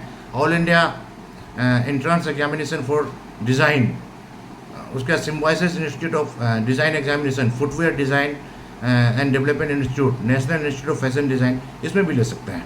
उसके अलावा कुछ जो है defence and marine entrance examination है, इंडियन मेरीटाइम इंस्टीट्यूट कॉमन, बहुत सारे बच्चों का डिफेंस में जाने का शौक़ है तो वो भी इसमें जा सकते हैं। Indian Navy BTech entrance scheme है, Indian Army technical entry scheme है, नेशनल डिफेंस एकेडमी है, नफल एकेडमी एग्जामिनेशन है, इंडियन नेवी सेलर रिक्रूटमेंट है, इसमें भी आप जा सकते हैं। आराम से अच्छा करियर बना सकते हैं। ये सारे अच्छी चीज़ें हैं। उसके अलावा जो आर्ट्स एंड ह्यूमैनिटीज़ जो एंट्रेंस एग्जामिनेशन है, जैसे BHU-EAT है, DU-EAT है, JNU-EE है, CUCAT है, SAT है, IPU-CAT है, IIT Madras humanities and social science entrance examination, TISS bachelors admission test, उसके बाद English and foreign language university Hyderabad entrance test, इसमें आप जा सकते हैं। उसके अलावा बहुत सारे बच्चों का क्या कहते हैं इसमें अगर इंटरेस्ट हो क्या कहते हैं एग्रीकल्चर के तरफ, तो एग्रीकल्चर के तरफ भी आप क्या कर सकते हैं, मूव कर सकते हैं। एग्रीकल्चर की तरफ आप आराम से मूव कर सकते हैं। जो एग्रीकल्चर के लिए जो है क्या कहते हैं एग्रीकल्चर एंट्रेंस जो टेस्ट है जो है Indian council of agriculture research ICAR, KEAM, उसके अलावा HORTCET, APEAMCET, BCECCE, क्योंकि अलग अलग स्टेट में भी एग्रीकल्चर इंस्टीट्यूट है, JCECE, CGPAT, JE एग्रीकल्चर भी एक अच्छा करियर ऑप्शन है। और अगर देखा जाए हमारे देश में अगर 10 साल अगर आई है, आप लोग जानते होंगे ग्रीन रिवोल्यूशन को लाने वाले डॉक्टर स्वामीनाथन थे। एक तरह 10 साल आ गई थी, तो खेती फसलों के पैदावार को बढ़ाने के लिए डॉक्टर MS स्वामीनाथन ने मतलब फसलों के पैदावार पर बहुत काम किए थे। तो आप एग्रीकल्चर नीड है, हर एक लोगों की ज़रूरत है, बल्कि डेट इज़ बेसिक नीड है। अगर ज़िंदगी अगर जी रहे हैं तो सबसे ज़्यादा ज़रूरी अगर है तो हमारा खुराक की ज़रूरत है, और खुराक हमारा एग्रीकल्चर में आएगा। तो एग्रीकल्चर में भी एक अच्छा करियर आप बना सकते हैं। अलग अलग जगह में आप आगे आप BSc कर सकते हैं, क्या कहते हैं MSc कर सकते हैं, फिर PhD कर सकते हैं, और मतलब ये अच्छा करियर ऑप्शन है। वहाँ से निकलने के बाद और जो एग्रीकल्चर ग्रेजुएट हैं, तो एग्रीकल्चर ग्रेजुएट भी क्या कहते हैं IAS की तैयारी कर सकते हैं। एक चीज़ मैं आपको बताऊँ कि आंध्र प्रदेश के हैं डॉक्टर हरीश सर, वो क्या कहते हैं वो असम में हैं पोस्टेड, वो IAS हैं, और क्या कहते हैं उनका एग्रीकल्चर सब्जेक्ट था, एग्रीकल्चर और बॉटनी से IAS क्वालिफाई किए थे। तो आप मतलब एग्रीकल्चर में भी रह करके आप BSc करते हुए अगर आप IAS की अगर तैयारी अगर फर्स्ट ईयर से अगर शुरू करते हैं तो फाइनल ईयर में आकर के ये कर सकते हैं। उसके अलावा बहुत सारे करियर ऑप्शंस हैं, उसको आप क्या कर सकते हैं, चूज़ कर सकते हैं। उसके अलावा एक चीज़ जो देखा जाता है कि कुछ बच्चे बाहर जाना चाहते हैं, विदेश जाना चाहते हैं 12th करने के बाद। तो 12th करने के बाद IELTS आप दे सकते हैं, TOEFL दे सकते हैं, GRE दे सकते हैं, और मेडिकल अगर वहाँ से कोई करना चाहते हो तो MCAT दे सकते हैं। अब उसके अलावा लॉ अगर करना चाहते हैं तो LSAT दे सकते हैं। एक चीज़ मैं आपको बताना चाहूँगा कि जो बच्चे फ़ॉरेन जाना चाहते हैं MBBS करने के लिए या बीटेक करने के लिए भी बहुत सारे बच्चे जाते हैं, तो एक जो है ना कंट्री का सिलेक्शन बहुत ज़रूरी है, क्योंकि फ़ॉरेन से वापस आने के बाद फिर इंडिया का MCI आपको क्वालिफाई करना पड़ेगा। तो आप ये देखिए कि बहुत सारे बच्चों को देखा गया है कि इंडिया आने के बाद MCI का जो टेस्ट है क्वालिफाई नहीं किया, तो थोड़ा सा दर दर भटक रहे हैं। तो अब भाई अगर आप इंडिया छोड़ करके अगर बाहर अगर जाते हैं तो अच्छे कंट्रीज़ में जाइए, मैं इनकरेज करूँगा। वहाँ बहुत सारे क्या कहते हैं यूनिवर्सिटीज़ में आपको स्कॉलरशिप मिल जाता है, अगर GRE अगर है आपके पास तो ये इनकरेज करूँगा मैं। और बहुत सारे जो कंट्रीज़ में बहुत सारे बच्चे जो जाते हैं बाद में फिर वापस आकर के जो कामयाब नहीं हो पाते हैं, तो थोड़ा सा तकलीफ़ होती है। तो यहाँ थोड़ा सा सोचने की ज़रूरत है कि किस यूनिवर्सिटी में जा रहे हैं, मतलब आप किस कंट्री में जा रहे हैं, ये बहुत बड़ा रोल आपको क्या कहते हैं प्ले करेगा। आप 12th करने के बाद अगर आप ग्रेजुएशन अगर करते हैं तो ग्रेजुएशन करने के लिए बहुत सारे स्कॉलरशिप्स हैं जिसके लिए आप अप्लाई कर सकते हैं। वो स्कॉलरशिप में AICTE Pragati scholarship for girls, college admission scholarship application, combined counselling board scholarship, doctor APJ Abdul Kalam ignite awards, foundation for excellence scholarship, Indian wild academic scholarship, inspire fellowship, national scholarship, PM Narendra Modi scholarship for 12th pass student, Schrodinger ignite mind scholarship, ये सारे scholarships हैं। तो इन सारे 12th करने के बाद अलग अलग सब्जेक्ट में अगर आप ये करते हैं तो आप ये सारा स्कॉलरशिप आप अवेल कर सकते हैं। उसके अलावा नर्वस होने की ज़रूरत नहीं है। 12th करने के बाद अगर आपका बहुत बच्चे अलग अलग कम्पिटिटिव, जैसे कि मैं बताया बहुत सारे कम्पिटिटिव एग्जामिनेशन का नाम नीट है, JEE है, उसके अलावा क्लेट है, उसके अलावा बहुत सारा कम्पिटिटिव एग्जामिनेशन हैं, एग्रीकल्चर है। अगर इसमें अगर क्वालिफाई अगर नहीं होता है तो आप और भी अल्टरनेटिव ऑप्शन चूज़ कर सकते हैं। आप सर्टिफिकेट कोर्स भी कर सकते हैं, क्योंकि 10th के बाद जिस तरह से सर्टिफिकेट कोर्स होता है, अब 12th के बाद भी बहुत सारे सर्टिफिकेट कोर्स होते हैं, जैसे सर्टिफिकेट कोर्स इन कंप्यूटर प्रोग्रामिंग, सर्टिफिकेट कोर्स इन वेब डिज़ाइनिंग, सर्टिफिकेट कोर्स इन ग्राफिक डिज़ाइनिंग, सर्टिफिकेट कोर्स इन जावा, सर्टिफिकेट कोर्स इन C++, कर सकते हैं। उसके अलावा बहुत सारे डिप्लोमा कोर्सेज भी कर सकते हैं, diploma in nutrition and dietetics, diploma in nursing, diploma in radiological technology, diploma in medical lab technology, diploma in interior designing, diploma in animation, diploma in hotel management, diploma in biotechnology, diploma in advertising, diploma in education technology, diploma in event management, आप आराम से कर सकते हैं। उसके अलावा अगर आपका बीटेक में अगर नहीं होता है तो बहुत सारे जो ग्रेजुएट डिग्री है या बीएससी अगर होता है अल्टरनेटिव, उसमें भी आप ये कर सकते हैं। जैसे तो कॉमन है, बी बीटेक कॉमन है, बीआर कॉमन है, एमबीबीएस कॉमन है, बीएएमएस कॉमन है, बीयूएमएस कॉमन है, बीएचएमएस कॉमन है, बीएनवाईएस कॉमन है, वेटनरी साइंस बीवीएससी कॉमन है, बीडीएस भी कर सकते हैं। और आजकल हमारे बहुत सारे बच्चे बीपीटी करते हैं, bachelor of physiotherapy, bachelor of occupational therapy, B pharma, bachelor of pharmacy, BMLT, BSc molecular, और बहुत सारे बच्चे अगर नहीं होता तो बीएससी भी कर सकते हैं। तो बीएससी के अलग अलग सब्जेक्ट्स हैं, तो वहाँ भी एक चीज़ देखने की ज़रूरत है इंटरेस्ट के हिसाब से। तो बीएससी मोलिकुलर बायोलॉजी है, बीएससी रेडियोलॉजी है, बीएससी नर्सिंग है, बीएससी एनाटॉमी है, बीएससी एनेस्थेसिया है, बीएससी कार्डियोलॉजी है, बीएससी क्लिनिकल रिसर्च है, बीएससी न्यूट्रिशन एंड डाइटिक्स है, बीएससी लाइफ साइंस है, बीएससी जूलॉजी है, बीएससी मैथमेटिक्स है, बीएससी फिजिक्स है, बीएससी केमिस्ट्री है, बीएससी एनवायरमेंटल साइंस है, बीएससी फूड टेक्नोलॉजी है, बीएससी फॉरेस्ट्री है, बीएससी जियोलॉजी है, बीएससी होम साइंस है, बला बला बला बला बीएससी के बहुत सारे कोर्सेज हैं।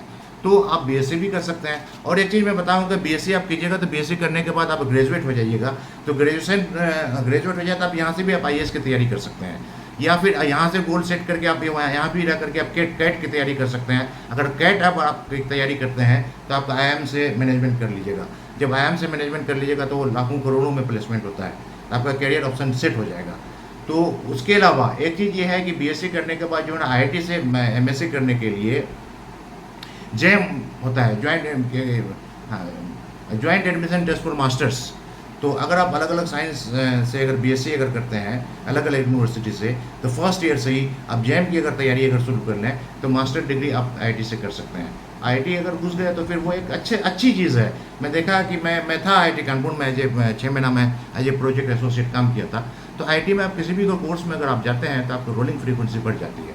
एक चीज़ मैं ये बताना चाहूँगा कि आईआईटीज़ में सिर्फ इंजीनियरिंग या साइंस की ही पढ़ाई नहीं होती है, हर चीज़ की पढ़ाई होती है। हर आईआईटीज़ में मैनेजमेंट है, हर आईआईटीज़ में ह्यूमैनिटी सोशल साइंस, ये सारा चीज़ भी है।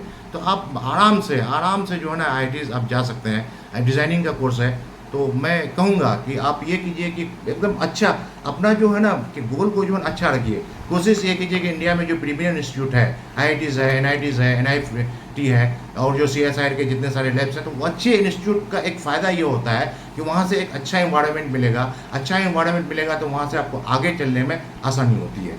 आप ये सारा चीज़ कर सकते हैं। तो उसके अलावा मतलब जो आर्ट्स स्ट्रीम के बच्चे हैं, मैं हमारे आर्ट्स स्ट्रीम के बच्चों को इनक्रेज करूँगा कि आपको डिमोरलाइज नहीं होना है, क्योंकि हमारे बहुत सारे बच्चे जो इंजीनियरिंग की तैयारी करते हैं, मेडिकल की तैयारी करते हैं, तो वो चौड़ा हो जाता है, मैं तो डॉक्टर बनूंगा, मैं तो इंजीनियर बनूंगा, बेचारे आर्ट्स वाले दुखी हो जाते हैं। नहीं, मैं पहले भी बताया कि हर एक चीज़ की अपनी अहमियत है। आप साइकिल चलाते हैं, रिक्शा चलाते हैं, बस चलाते हैं, साइकिल ही चलाते हैं, एक ट्यूब होता है, बल्ब होता है, अगर उसको अगर निकाल दें तो वो नहीं चलेगा, बल्कि उसकी अहमियत छोटी सी है। और आप जानते होंगे कि मतलब हर चीज़ की अपनी अहमियत है। खाने में नमक थोड़ा सा ही डालते हैं, उसकी ज़रूरत है। और हमारे पास जो है ना ये पूरी दुनिया, आपको ये समझना है कि पूरी दुनिया एक गाँव है, पूरी दुनिया के सारे नागरिक जो है ना क्या कहते हैं एक दूसरे में भाई हैं। तो और पूरी दुनिया के सारे लोग इक्वल हैं, दैट इज़ ह्यूमन राइट। आप कहीं भी अगर चले जाते हैं तो आपको डिस्क्रिमिनेट नहीं करना है। तो आप में जो आर्ट्स के बच्चे हैं, साइंस के और आर्ट्स के अगर बच्चे हैं, अगर आप दिल अगर छोटा करते हैं तो आप दिल छोटा ना करें, क्योंकि आपके लिए खुशखबरी मैं ये बताने वाला हूँ कि आर्ट्स के बच्चे ज़्यादा कामयाब होते हैं। और बल्कि जो आईएएस वगैरह की जो तैयारी करते हैं ज़्यादातर आर्ट्स का ही सब्जेक्ट रखते हैं। और आर्ट्स के बच्चे क्या कहते हैं क्रिएटिव होते हैं, वो सोसाइटी को बहुत अच्छा समझते हैं। साइंस के बच्चे क्या होता है कि वो लोग बिल्कुल एक अलग दुनिया होती है, लैब में इधर उधर।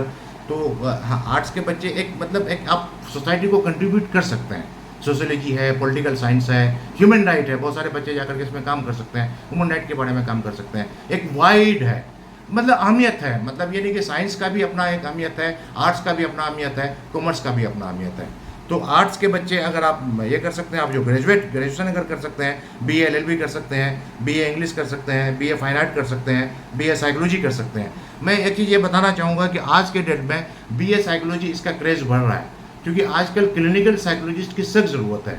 और आने वाले दिनों में मैं भी एक मैं जो हेल्थ मिनिस्टर से भी बात किया था, क्योंकि आज के टाइम में सारे लोगों को जो है क्या कहते हैं बहुत सारा प्रॉब्लम आ रहा है, क्योंकि हर एक इंसान के अंदर में एक क्या कहते हैं 5 चीज़ें होती है।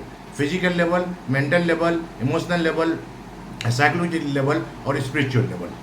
तो आज के टाइम में साइकोलॉजिकल लेवल में, चूँकि मैं बताऊंगा मॉरल वैल्यूज़, तो मॉरल वैल्यूज़ में मैं बात करूंगा कि किस तरह से मतलब ये पांचों एक दूसरे से इंटरकनेक्टेड है और किस तरह से ये सोसाइटी को हार्म करता है या सोसाइटी को फ़ायदा पहुंचाता है।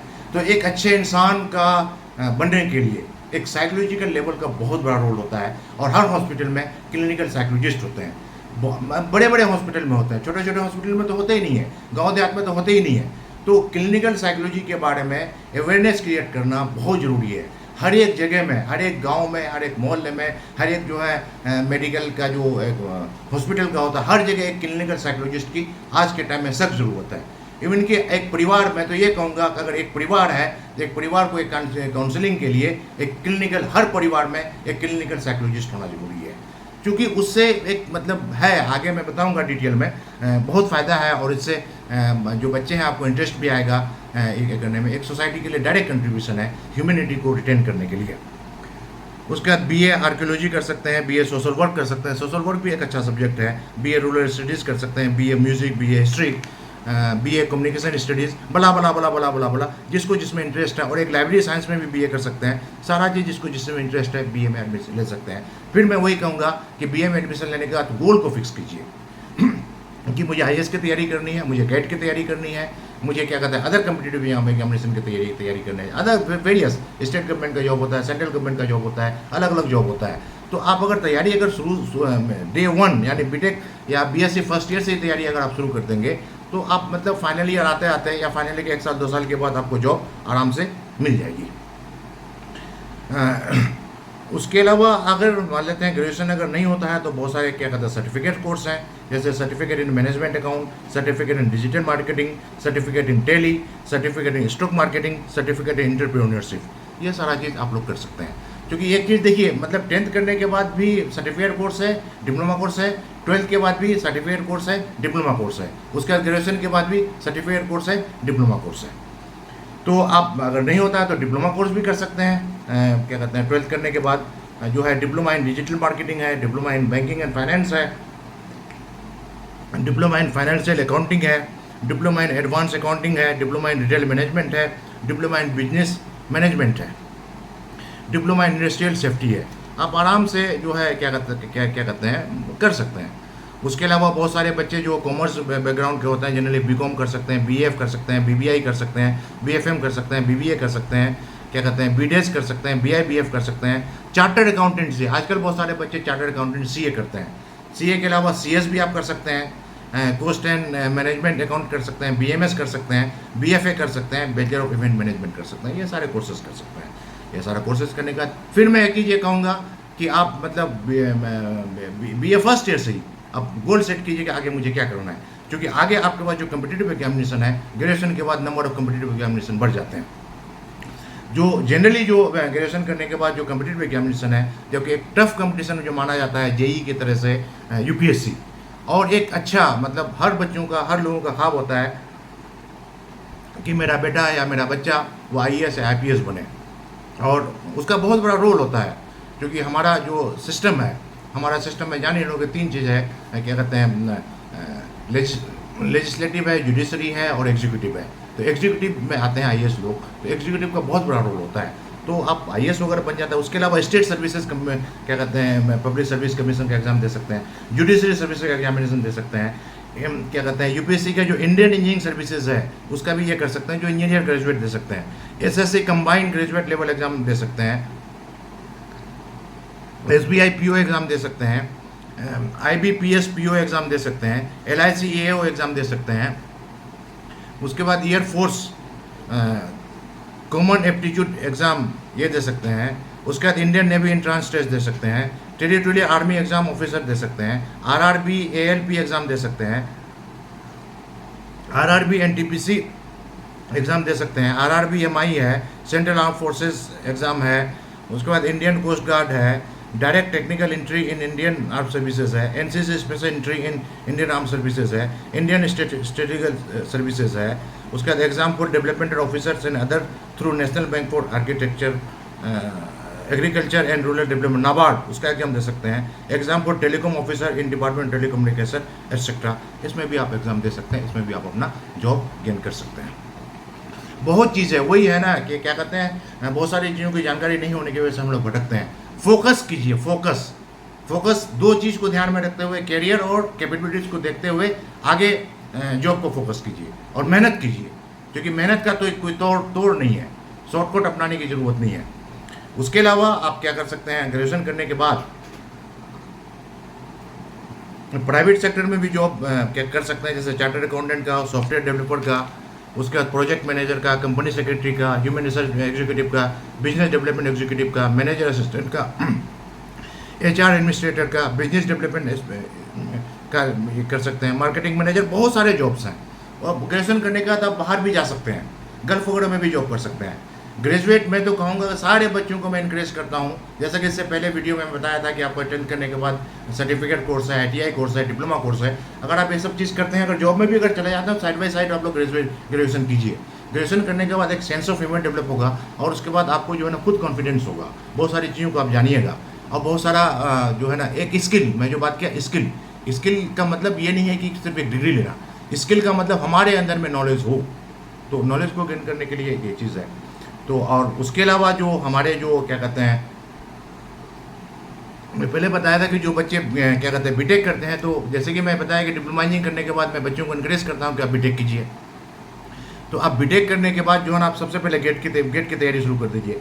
अगर आप गेट की अगर तैयारी करते हैं तो दो चीज़ मैं बताया कि दो चीज़ गवर्नमेंट सेक्टर में या जो क्या कहते हैं पब्लिक सेक्टर्स अंडरटेकिंग्स है, भारत हेवी इलेक्ट्रॉनिक्स लिमिटेड है, हिंदुस्तान एरोनॉटिक्स लिमिटेड है, इंडियन ऑयल कॉर्पोरेशन है, नेशनल थर्मल पावर कॉर्पोरेशन है, Oil and Natural Gas Corporation है, Power Grid Corporation of India है, गैस अथॉरिटी ऑफ इंडिया है, उसके बाद Nuclear Power Corporation of India है। इसमें भी आपको ये हो जाता है, तो आप इसमें आराम से आप ये कर सकते हैं। उसके अलावा जो है क्या कहते हैं एंट्रांस एग्जामिनेशन आफ्टर ग्रेजुएशन, अब ये है कि मैं पहले भी बताया था, joint admission for masters jam, जो IITs में जो साइंस ग्रेजुएट होते हैं वो जैम की तैयारी बीटेक कर सकता है, IIT से मतलब MSc में एडमिशन ले सकते हैं, बहुत जगह MSc PhD डबल डिग्री में जा सकते हैं। Common admission test for CAT की तैयारी कोई भी ग्रेजुएट कर सकते हैं। कैट का मतलब है कि IIM से या जो बहुत सारे IIM के अलावा बहुत सारे प्राइवेट इंस्टीट्यूट हैं, वहाँ से आप क्या कर सकते हैं, MBA कर सकते हैं। मैनेजमेंट करने के बाद आप लोगों का कैंपस जैसे IIM वगैरह है या बहुत सारे जो पेमेंट जैसे XLRI है, XIM है, MDI गुड़गांव है, ये सारे इंस्टीट्यूट में आपका प्लेसमेंट बहुत अच्छा प्लेसमेंट होता है। प्लस IIT से जो बीटेक होता है तो मेरे ख्याल से कैट का स्कोर लेता है। उसके बाद मैनेजमेंट एप्टीट्यूड टेस्ट मैट, इसका भी दे सकते हैं, NMAT दे सकते हैं, common management admission test CMAT, Xavier aptitude test, symbiosis national aptitude test, the Indian institute of foreign trades IIFT का, महाराष्ट्र कॉमन एंट्रेंस टेस्ट, उसके बाद ATMA, ये सारा टेस्ट आप दे सकते हैं।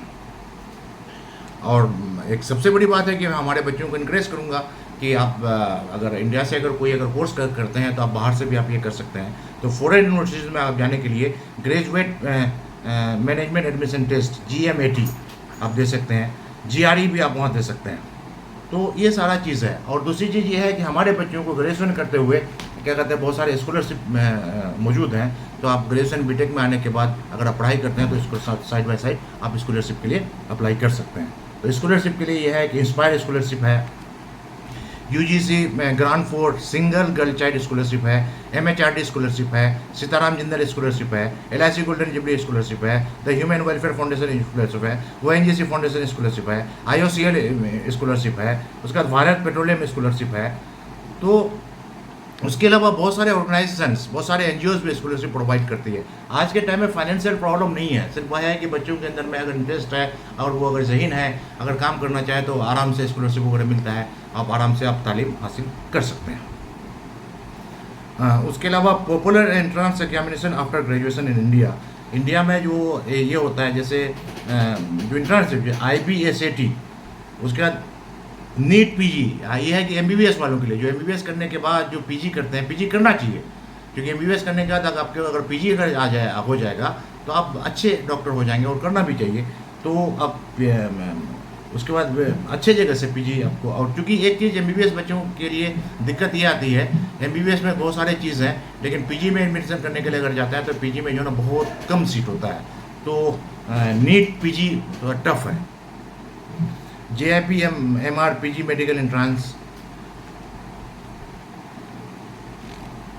तो ये सारा चीज़ है, ये सारा चीज़ जो है आप क्या कहते हैं, ये करने के बाद आप भाई मैं तो कह रहा हूँ हमारी तो नेक ख्वाहिश है कि हमारे देश में एक अच्छा ब्यूरोक्रेट्स आए, हमारे देश में एक अच्छा टेक्नोक्रेट्स आए, एक हमारे देश में एक अच्छे लॉयर आए, हमारे देश में एक अच्छा वकील क्या कहते हैं जज आए, हमारे देश में एक अच्छा इंजीनियर आए, हमारे देश में एक अच्छा डॉक्टर आए, तभी तो देश का निर्माण होगा ना।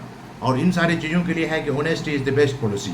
We need honest doctors, we need honest engineers, we need honest bureaucrats, we need honest technocrats, we need honest अलग अलग फील्ड के अलग अलग लोगों के लिए honesty is the best policy सबसे बड़ी जरूरी है। आगे मैं फिर बात करूंगा मोरल वैल्यूज़ के बारे में, तो डिटेल उसके बारे में मैं बात करूंगा। तो ग्रेजुएशन करने के बाद भाई एक चीज़ है, ग्रेजुएशन करने के बाद बहुत सारे कम्पिटिटिव एग्जामिनेशंस हैं। ग्रेजुएशन करने के बाद आप स्टेट गवर्नमेंट में, सेंट्रल गवर्नमेंट में, क्या कहते हैं PSUs में और अब्रॉड में आराम से अपना ये कर सकते हैं। फिर फर्दर स्टडीज़ के लिए ग्रेजुएशन करने के बाद आप क्या कहते हैं, आप अपने अपने ब्रांच में भी मास्टर कर सकते हैं। मास्टर करने के साथ साथ अलग अलग भी डिबेट कर सकते हैं, मैनेजमेंट की तरफ भी जा सकते हैं, और क्या कहते हैं फॉरेन भी जा सकते हैं। तो आप अच्छा मतलब ये है, और आगे चल करके बहुतों को अगर इंटरेस्ट अगर हो तो PhD भी आप कर सकते हैं। तो मेरा ये कहना है कि जहाँ तक कर सकते हैं उतना कीजिए। आगे ख्वाब तो लंबा रहना ही चाहिए आदमी का, अगर सोच अगर आपकी अगर क्या कहते हैं बुलंद है, तो अगर आप निशाना जो है अगर आप आसमान को रखेंगे तो आपके तीर आसमान तक जाए ना जाए, लेकिन बहुत दूर तक जरूर जाएगी। तो उसके अलावा ग्रेजुएशन करने के बाद मैं हमारे बच्चों को इनक्रेज करूँगा कि ग्रेजुएशन करने के बाद आप मास्टर डिग्री की तरफ भी जाएँ। तो अलग अलग सब्जेक्ट में जो आप करते हैं, तो जो है जैसे MA कर रहे हैं, MSc कर रहे हैं, फिर अलग अलग सब्जेक्ट में अगर BTech कर रहे हैं तो MTech कर रहे हैं, और क्या कहते हैं आप उसमें जाएँ। उसके अलावा जैसे कि मैं पहले बताया कि हर एक सब्जेक्ट के हर एक कोर्सेज के बाद सर्टिफिकेट कोर्सेज और डिप्लोमा कोर्सेज होते हैं। तो ग्रेजुएशन करने के बाद भी बहुत सारे सर्टिफिकेट कोर्सेज हैं और क्या कहते हैं डिप्लोमा कोर्सेज हैं।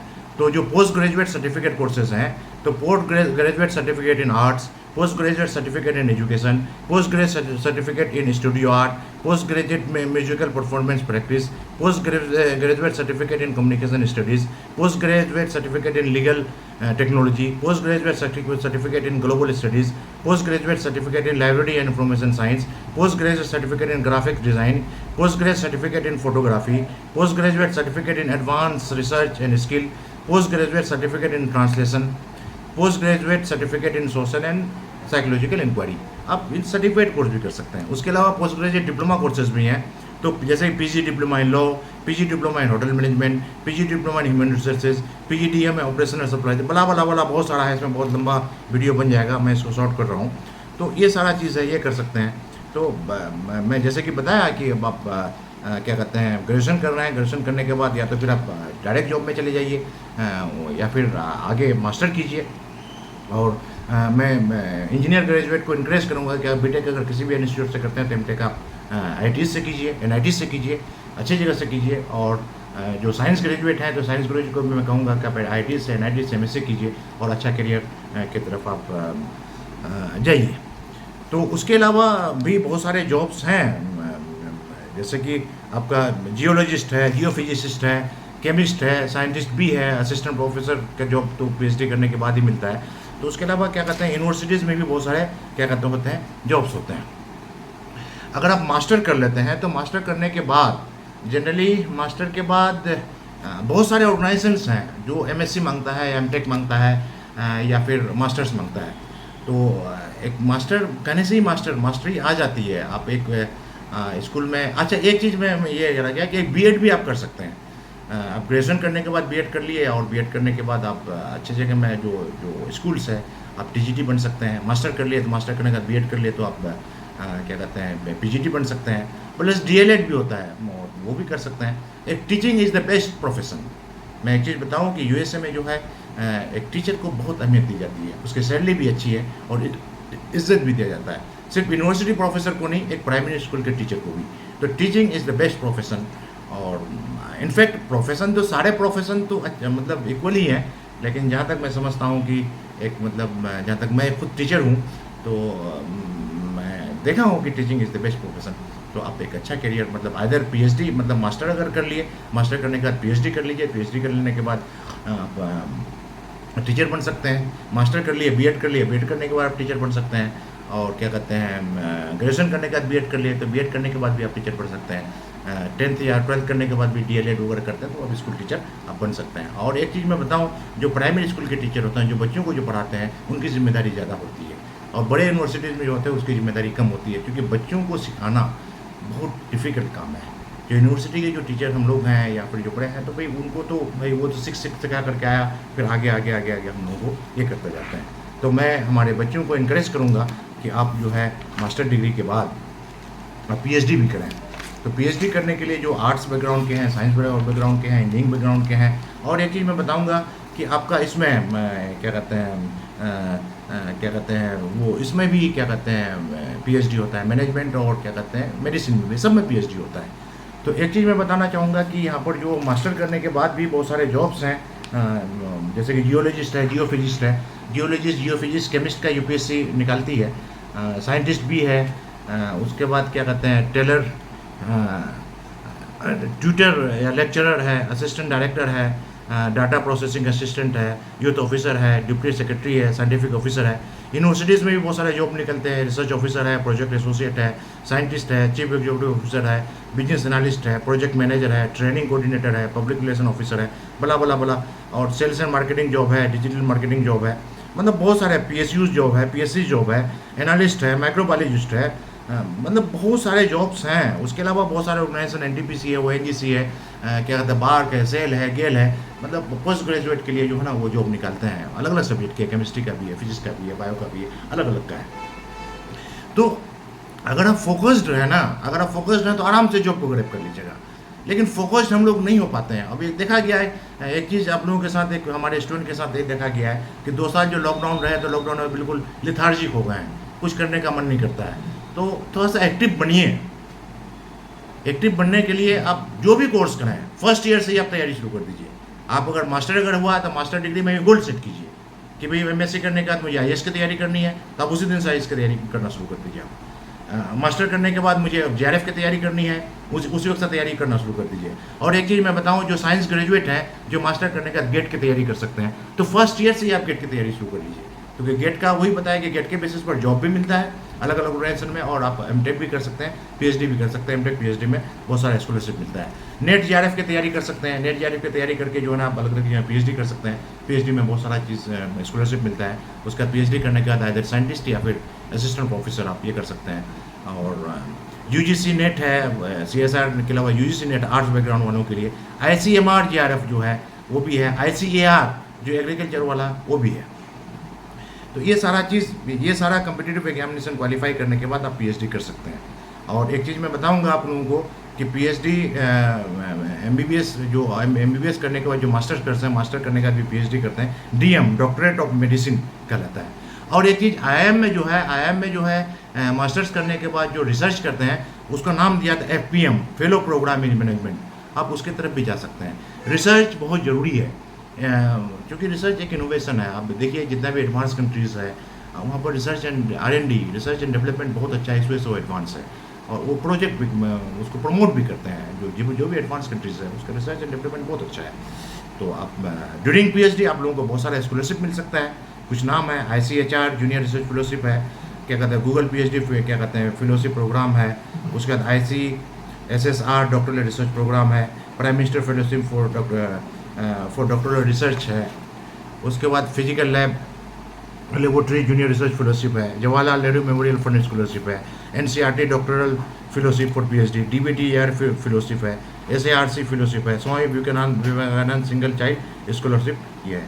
ये सारा चीज़ ले सकते हैं। उसके अलावा आप मास्टर करने के बाद क्या कहते हैं पीएचडी करने के लिए अगर बाहर जाते हैं तो वहाँ के लिए भी कुछ स्कॉलरशिप है। Korean government scholarship programme for है। उसके बाद Boehringer Indian fund PhD programme for है, PhD scholarship for international candidate by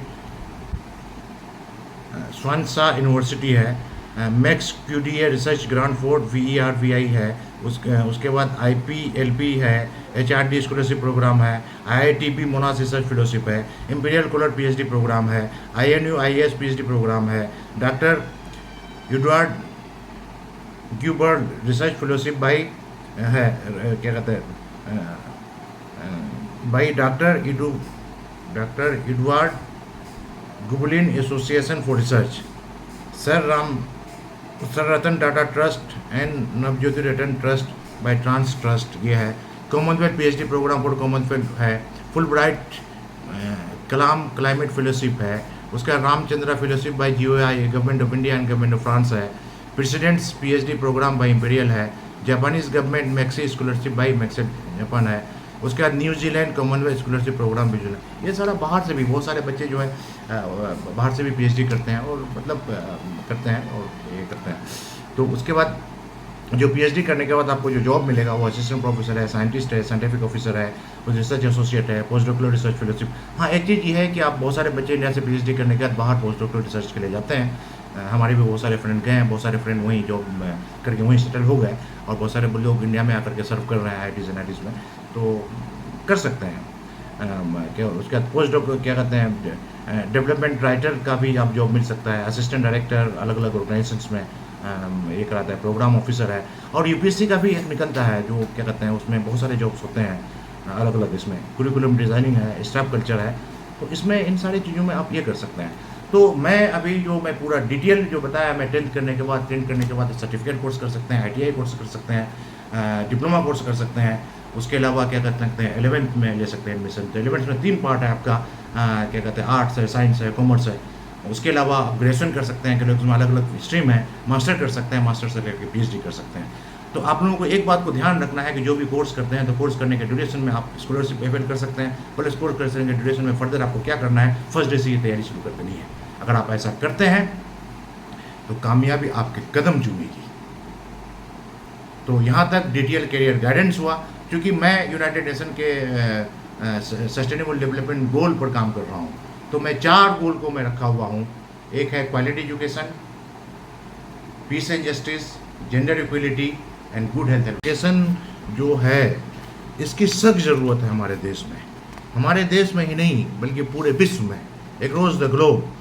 education नहीं, क्वालिटी एजुकेशन थोड़ा सा मेयरली डिफरेंट है। जो यूनाइटेड नेशन का जो जनरल सेक्रेटरी साहब ने कहा था कि now it's the time to transform the education system को हमको थोड़ा सा बदलने की ज़रूरत है।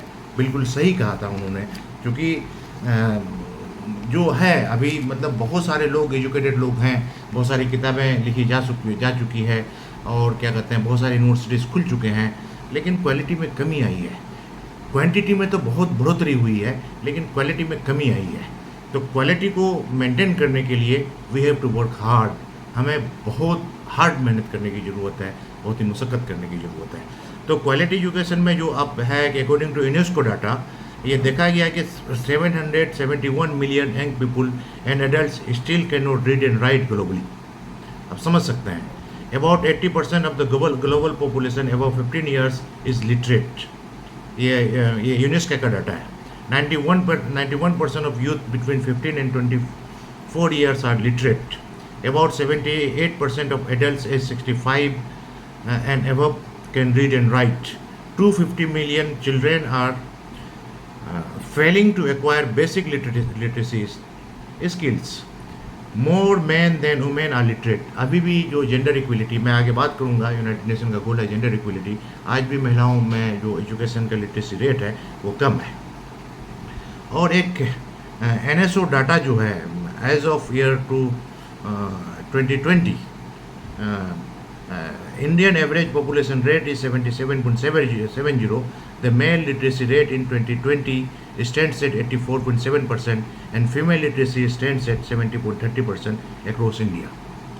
और उसमें percentage distribution of rural person aged 15 years and above, जो रूरल एरियाज में है 31.5% were not literate, 20.9% were literate up to primary, 17.2% were level upper primary or middle, 24.9% were literate secondary at secondary and higher secondary level. 5.7% were graduate and above. जरा समझने की बात है कि हमारा जो रूरल एरिया है, रूरल एरिया में ओनली 5.7% ही ग्रेजुएट है, तो एक समझने की ज़रूरत है। और मैं कहना चाहूँगा कि ग्रेजुएशन ज़रूरी है, क्योंकि आप ग्रेजुएट अगर होते हैं तो आपके अंदर में सेंस ऑफ ह्यूमर डेवलप होता है। उसके बाद बात है कि percentage distribution of urban persons, क्या कहते हैं, एज 15 ईयर्स एंड एबव, जो अर्बन जो डाटा है 13.9% were not literate, 14.7% were literate up to primary level, 14.0% were literate up to upper primary or middle level, 35.8% were literate at secondary or higher secondary level, and 21.7% were graduate and above. तो urban area में थोड़ा सा graduate candidate के percentage ज़्यादा है, लेकिन rural areas में, गांव देहात में, रिमोट एरियाज़ में अब भी नंबर ऑफ ग्रेजुएट स्टूडेंट को इंक्रीज़ करने की ज़रूरत है। उसके अलावा the GER for grade 6 to 8 was 90.9%, while for grades 9 to 12, 11 to 12 it was only 79.3%, 79.3 and 56.5%।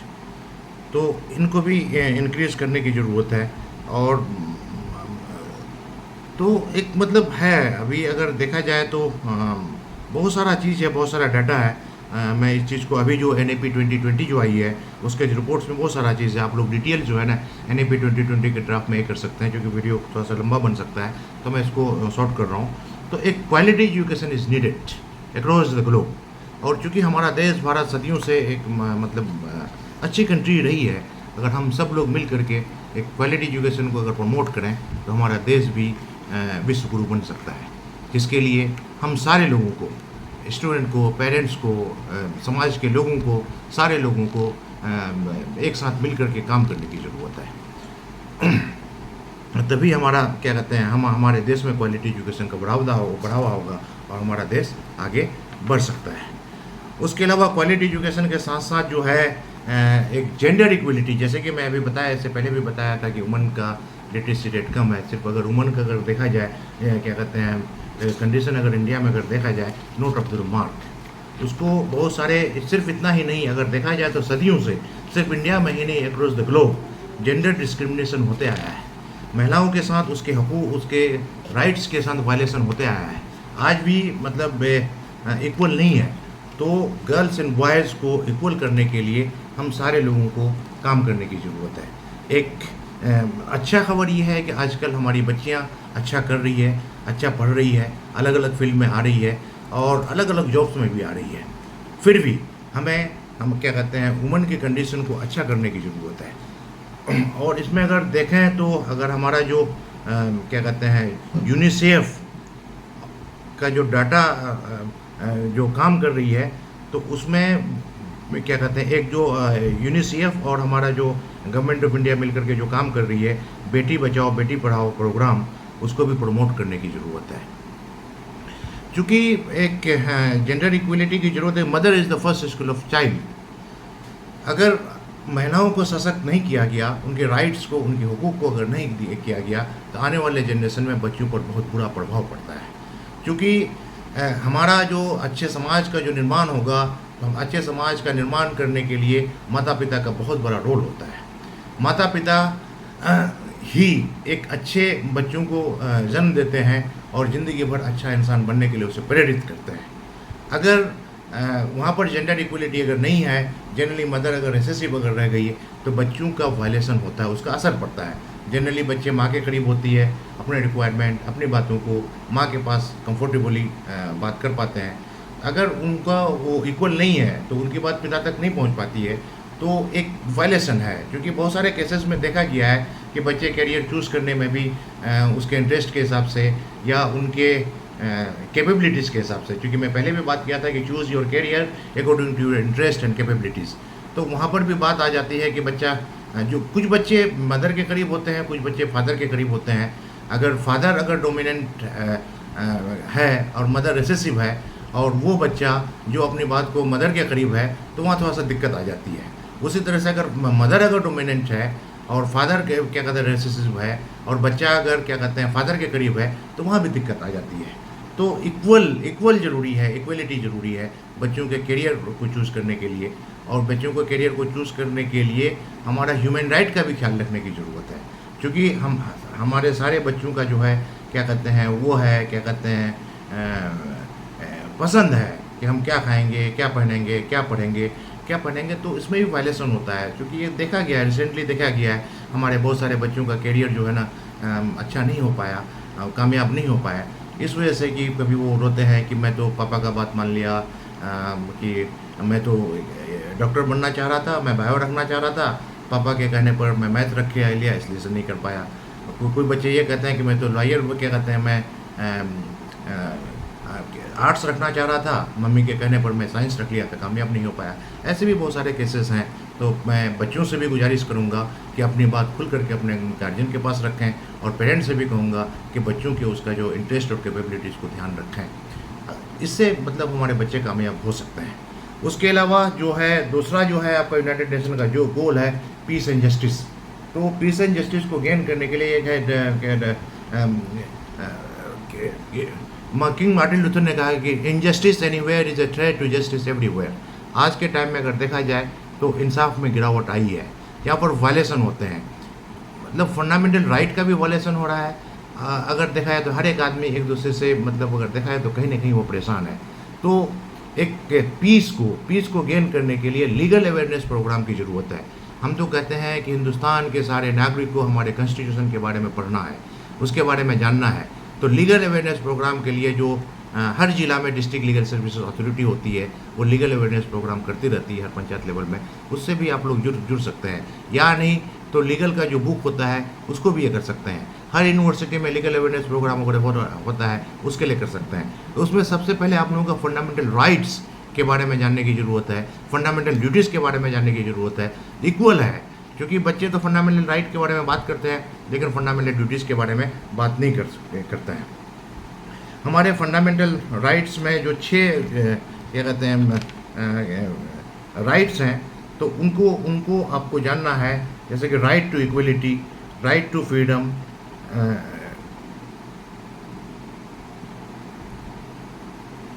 Right against exploitation, ये हमारा फंडामेंटल राइट्स है। अगर आपका कोई भी एक्सप्लॉइट करता है तो आपके फंडामेंटल राइट्स को वायलेशन हो जाता है। और आज के टाइम में अगर देखा जाए तो एक्सप्लॉयटेशन बढ़ा है। हमारे जो सुपेरियर जनरली ये देखा गया है कि फादर या मदर या पेरेंट्स बच्चों के राइट्स का वायलेशन करता है, या बच्चे पेरेंट्स के राइट्स का वायलेशन करता है। तो ये नहीं कर सकता। अपने राइट अपने आप, अगर कोई भी हो, पेरेंट्स अगर है तो पेरेंट्स का अपना राइट है, बच्चे हैं तो बच्चों का अपना राइट्स है, कोई किसी के राइट को वायलेट नहीं कर सकता है। तो अगर कोई भी अगर एक्सप्लॉइट अगर कर रहा है तो आप उनके लिए क्या कहते हैं, अपने राइट को प्रोटेक्ट करने के लिए आप अपने आप को हिफाजत कर सकते हैं। Right to freedom of religion, cultural and educational right, and right to constitutional remedies, ये हमारे क्या है राइट्स हैं। तो राइट्स से ज़्यादा ज़रूरी है हमारे फंडामेंटल ड्यूटीज़, जो कि हमारे फंडामेंटल ड्यूटीज़ में है, जो आप लोग पढ़े भी हैं। तो करीब क्या कहते हैं 11 फंडामेंटल ड्यूटीज़ हैं। तो हमारे सारे 11 फंडामेंटल ड्यूटीज़ को हमको निकालना है, क्या कहते हैं इनकलकेट करना है, अपने में भी लेकर के आना है, और क्या कहते हैं दूसरे को भी प्रमोट करना है। तो फंडामेंटल राइट, फंडामेंटल ड्यूटीज़ के बारे में इधर कहीं भी बहुत सारे प्रोग्राम होते रहते हैं, या फिर किताब भी पढ़ सकते हैं। तो उसको जानने के बाद सिर्फ जानना ही नहीं है, उसे क्या करना है कि प्रमोट करना है। जो हमारा फंडामेंटल राइट में जो हमारा जो ये फंडामेंटल ड्यूटीज़ में जो है, abide by the Indian Constitution and respect its ideals and institution, the national flag and national anthem. Second है cherish and follow the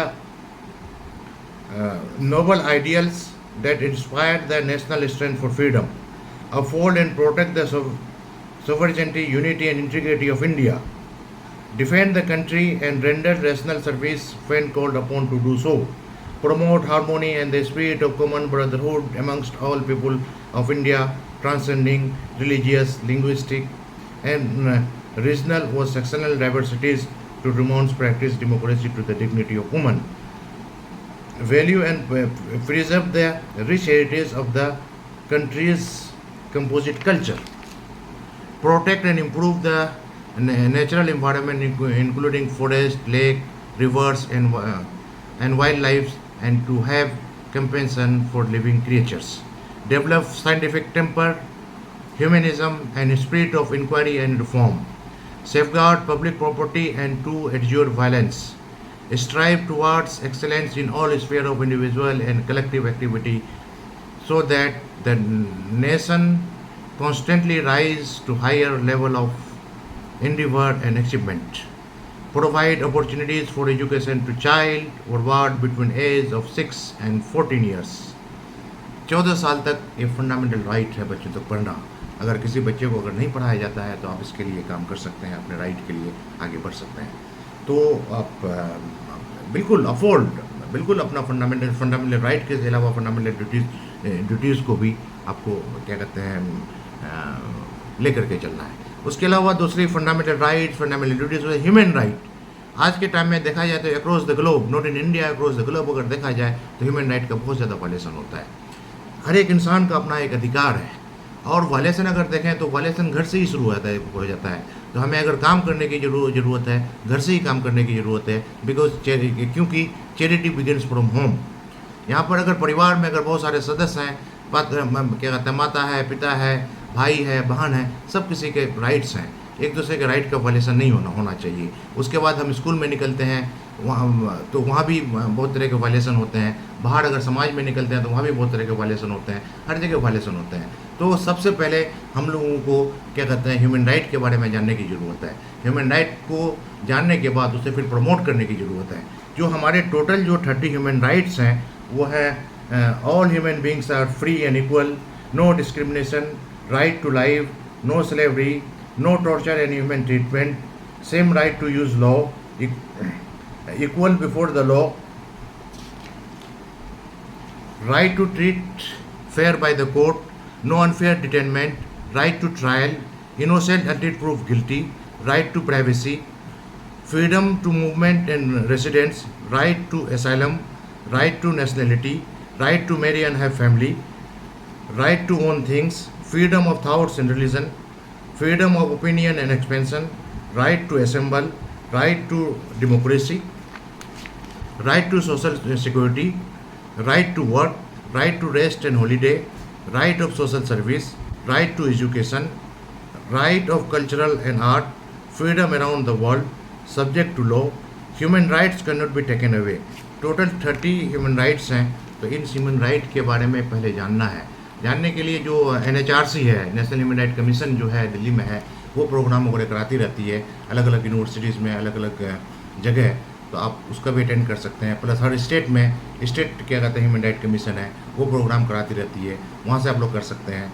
बाकी स्कूल में भी ह्यूमन राइट वगैरह प्रमोट करने के लिए पढ़ाया जाता है. बाकी अलग अलग यूनिवर्सिटी में ह्यूमन राइट का डिपार्टमेंट है, वहाँ से भी आप लोग क्या कर सकते हैं, ह्यूमन राइट के बारे में जान सकते हैं. आज के टाइम में ह्यूमन राइट बहुत ज़रूरी चीज़ है, क्योंकि मानवता को आज now days humanity is threatened.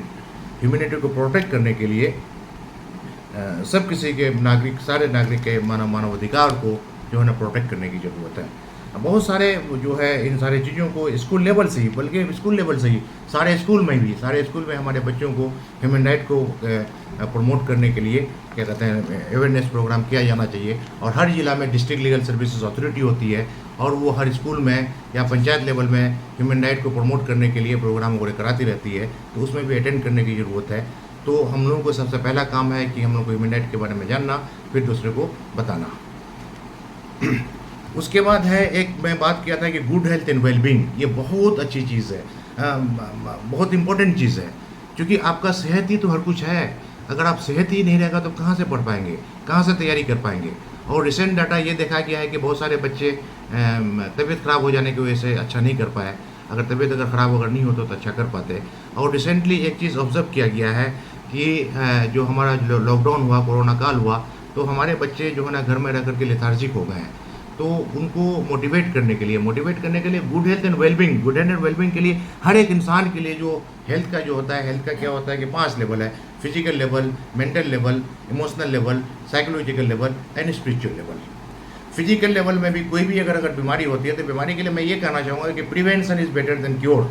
कभी भी थोड़ा भी तकलीफ अगर हो जाए तब तुरंत डॉक्टर के पास चले जाइए, पूरा बॉडी चेकअप कीजिए, तुरंत इलाज कर लीजिए.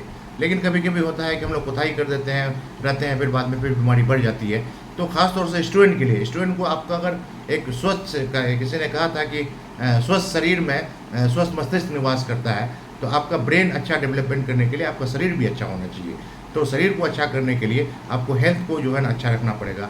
और एक चीज़ आजकल ये देखा जाता है, कोरोना काल के बाद बच्चे जो आउटडोर एक्टिविटी वो कम कर रहे हैं, इंडोर तो करते हैं लेकिन आउटडोर कम करते हैं। तो आप लोग अपने आप को फिट रखने के लिए, फिजिकली फिट रखने के लिए, आप लोग जो भी हॉबी है, बहुत सारे बच्चों को खेल कूद का शौक़ होता होगा, बहुत सारे बच्चों को दौड़ने का शौक़ होता होगा, बहुत सारे लोग बच्चों को खेल में अलग अलग खेल है जो आउटडोर गेम्स हैं। आउटडोर गेम्स में अगर आप खेलते हैं तो खेलने से एक खुशी का एहसास होता है और उससे आपका फिजिकली, मेंटली, इमोशनली आप फिट हो जाएंगे। इसमें भी ये करने की ज़रूरत है। अगर देखा जाए हेल्थ कंडीशन, अगर देखा जाए डिजीज़ के बारे में अगर देखा जाए, तो जो यूनाइटेड नेशन का जो सस्टेनेबल डेवलपमेंट गोल है, उसमें बहुत सारी चीज़ें कही गई है। आप लोग वहाँ से आप ये कर सकते हैं। तो और एक बात मैं कहना चाहूँगा कि आज के टाइम में जो है हमारे बच्चों में जो एंग्जाइटी, डिप्रेशन, टेंशन, चिड़चिड़ापन बढ़ रहा है। हमारा जो है कहने का ह्यूमैनिटी जो है ना गड़बड़ा रहा है। हमारे बच्चे जो है विकृति का शिकार हो रहे हैं। मैं जो कहा कि एक जो है सारे बच्चों के लिए एक जो साइकोलॉजिकल लेवल, आजकल जो मैं पहले भी बताया कि जो बच्चा अगर +2 करने के बाद अगर आप क्लिनिकल साइकोलॉजी में अगर करियर अगर बनाते हैं, तो एक क्लिनिकल साइकोलॉजिस्ट की ज़रूरत हर किसी को है। मैं तो ये कहूँगा कि हर परिवार में एक क्लिनिकल साइकोलॉजिस्ट होना चाहिए, जो हालात को देखते हुए। तो आजकल हमारे बच्चे जो है ना एक स्ट्रेस वाली सिचुएशन ये करते हैं, तो हमें एक साइकोलॉजिकल लेवल को भी मेंटेन करने की ज़रूरत है, इमोशनल लेवल को भी मेंटेन करने की ज़रूरत है, और स्पिरिचुअल लेवल को भी मेंटेन करने की ज़रूरत है। तो अच्छे सेहत के लिए पेरेंट्स का भी बहुत बड़ा रोल है। अगर बच्चों की अगर तबीयत अगर ख़राब हो जाती है, तुरंत डॉक्टर के पास चले जाइए। और एक चीज़ मैं जहाँ तक ऑब्जर्व कर रहा हूँ कि लॉकडाउन के बाद, कोरोना काल के बाद, हमारे बच्चे लिखते कम हैं। बहुत सारे पेरेंट्स, बहुत सारे गार्जियन ये कहते हैं कि मेरा बच्चा नहीं लिख रहा है, और आजकल जो है सोशल मीडिया में, यूट्यूब में वगैरह में पढ़ते हैं, ये करते रहता है। तो मैं हमारे बच्चों से ये कहना चाहूँगा कि writing makes a man perfect. आप लोग लिखिए, जो कुछ भी नोट्स अपना बनाइए। किसी का नोट्स से ये नहीं होता है, नोट्स आपका अपना होना चाहिए। अपना अगर नोट्स होगा तो उसमें कॉन्फिडेंस होता है। तो ये चीज़, इन चीज़ों को मतलब प्रैक्टिकल लेकर के आना है। तो मैंने जैसे कि बताया कि हम हमारे बच्चों को या सब किसी को, मैं तो कहता हूँ कि यूनाइटेड नेशन के जो 17 गोल्स हैं, सारे 17 गोल्स को हर एक आदमी को जानने की ज़रूरत है, और जानने के और दूसरों को प्रमोट करने की भी ज़रूरत है। तो मैं एक जो 4 जो आपको बताया है कि quality education, good health and wellbeing, peace and justice, gender equality, ये बहुत ज़रूरी है। क्योंकि आजकल जो है हमारे बच्चे तो बहुत ज़्यादा पढ़ रहे हैं, लेकिन इंसान मतलब ह्यूमन बीइंग मतलब थोड़ा सा कम, एक अलग तरह का जो है चिड़चिड़ापन, और एक जो है एंटी सोशल पर्सनालिटी डिसऑर्डर जो है ना, एंटी सोशल पर्सनालिटी या जिसे समाज को जो विकृति करते हैं, वो बढ़ रहा है। तो उन सारी चीज़ों का मैं ये कहूँगा कि भाई एक तालीम के साथ साथ तरबियत। तो तरबियत हमारा जो होता है, तरबियत कहाँ से मिलता है? तरबियत घर से ही मिलता है। तो तरबियत में जो हमारा जो है एक जो यूनिवर्सल मॉरल वैल्यूज़ है, यूनिवर्सल मॉरल, चूँकि हमारा फंडामेंटल राइट है freedom of expression of religion. आप किसी भी जाति के हैं, किसी भी मज़हब के हैं, अपने मज़हब को मान सकते हैं। तो हमारे मज़हब में जो है ना, चाहे कोई भी मज़हब हो, मज़हब की किताबों को अगर निकाल करके देखें तो कुछ चीज़ कॉमन है, जिसमें है कि झूठ नहीं बोलना, गिबत नहीं करना, चुगलखोरी नहीं करना, बहतान नहीं फैलाना, हिंसा नहीं करना, कोएग्जिस्टेंस, ये सारी चीज़ें जो है ना, ये सारी चीज़ों को हमारे बच्चों में बचपन से ही इनकलकेट करने की ज़रूरत है। और इन सारी चीज़ों से बच्चे जो क्या कहते हैं, डेविएट कर जाते हैं, आगे चल करके वही एंटी सोशल पर्सनालिटी में आ जाते हैं, और वही समाज में विकृति लेकर के आते हैं। तो एक मकूला है कि बचपन में जो आदत पड़ जाती है, सारी उम्र रहती है। और मैं एक रिसर्च का जो रिपोर्ट्स है, ये कहता है कि हमारे जो बच्चों का जो है 85% जो माइंड का जो डेवलपमेंट होता है prior to age of 6 year, 6 साल तक ही होता है। और 6 साल उसी ड्यूरेशन में हमारे बच्चों के पास कॉन्शियस माइंड नहीं होता है, सब कॉन्शियस माइंड होता है। और उस वक्त हमारे बच्चे जो होते हैं, they learn by the action of parents, they learn by the action of relatives, they learn by the action of society. और man is a social animal. और एक एक्सपेरिमेंट किया गया था यूएसए में, एक बच्चे को घर में बंद कर दिया गया था उसको, तो बाद में देखा गया कि ना वो चलना पाया, चलना सीखा, ना बोलना सीखा। तो जो माहौल मिलेगा, और माहौल क्या है कि जो बताया मैं आपको कि एक रिसर्च का एक रिपोर्ट शायद, जो बच्चे जो पेरेंट्स जैसा करेंगे, समाज के लोग जैसा करेंगे, वैसा नकल करेंगे।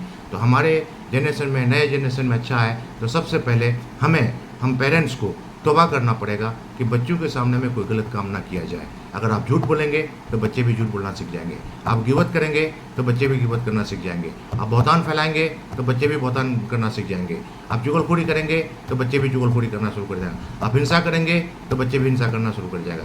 वही उसी के अपोजिट, अगर आप प्रेम से रहेंगे तो बच्चे भी प्रेम से रहेंगे। तो ये बहुत बड़ा रोल होता है हमारे पेरेंट्स का, क्योंकि पेरेंटिंग में ये कहा जाता है कि जब बच्चा आपका जो है ना 0 to 6 ईयर का हो तो आप जो है ना बच्चों को बादशाह बना दीजिए, अपने गुलाम बन जाइए। नेक्स्ट फेज जो होता है बहुत ही क्रूशियल होता है कि 6 साल से लेकर के 12 साल तक, इसमें आप क्या कीजिए कि बच्चे को गुलाम बना दीजिए। वहाँ पर बहुत ही स्ट्रिक्ट माहौल की ज़रूरत है और अब अपना बादशाह बन जाइए। अब जाकर 13 साल से लेकर के 19 साल तक जो टीन एज होता है उसमें दोस्त बन जाइए।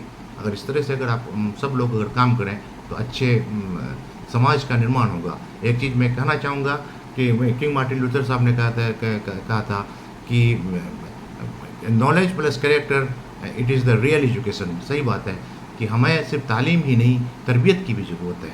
आजकल हमारे बच्चे या इससे जनरेशन जिस तरह से विकृति की तरफ चले गए हैं, तो हम सारे लोगों को सोचने की ज़रूरत है। और मैं उम्मीद करता हूँ कि आप लोग अगर अगर हम बिल्कुल अपने दिल में, क्योंकि अब भाई कोई आदमी किसको कौन सुधार सकता है, तो सुधारने का एक ही तरीका है कि सब कोई अपने दिल में झाँकें। हमारा जामिया का एक तराना है कि यहाँ पर सब में हिदायत है सिर्फ अपना ज़मीर। तो अपने ज़मीर को झाँकिए, आप एक लिस्ट बनाइए सुबह से लेकर के शाम तक। भाई सुबह से लेकर के शाम तक जो आपने जो काम किया, 1 घंटा या आधा घंटा इंट्रोस्पेक्शन कीजिए। डायरी भी बना सकते हैं कि मैंने सुबह से लेकर के शाम तक कितना झूठ बोला, सुबह से शाम तक लेकर कितना गिबत किया, सुबह से शाम तक लेकर के कितना चुगलखोरी किया, या सुबह से लेकर के शाम तक कितना मैं बुराई किया। तो उसमें क्या कीजिए, एक है कि एक तौबा, मतलब आप किसी भी चीज़ को एक अगर करते हैं तो आप उसको छोड़ सकते हैं। तो बुराइयों को छोड़ना है, अच्छाई को अडेप्ट करना है। अगर आप ऐसा करते हैं तो मैं उम्मीद करता हूँ कि अच्छे समाज का, अच्छे राष्ट्र का निर्माण हो सकता है। तो मेरा जो टॉपिक है, prepare yourself for a human of values and skill transform the world. तो मैं ये कहना चाहता हूँ कि हर एक नागरिक को अपने बीच में जो है क्या कहते हैं ह्यूमन बनाए, और ह्यूमैनिटी को गेन करने के लिए आपके अंदर में क्या कहते हैं मॉरल वैल्यूज़ का आना बहुत ज़रूरी है। और मॉरल वैल्यूज़ के लिए मैं कहूँगा कि पहले बताऊँ कि हमारा फंडामेंटल राइट है freedom of expression of religion. आप किसी भी जाति के हैं, किसी भी मज़हब के हैं, आप अपने मज़हब की किताबों को पढ़ें, क्योंकि वहीं से आता है, वहीं से तरबियत आती है। तो अगर आप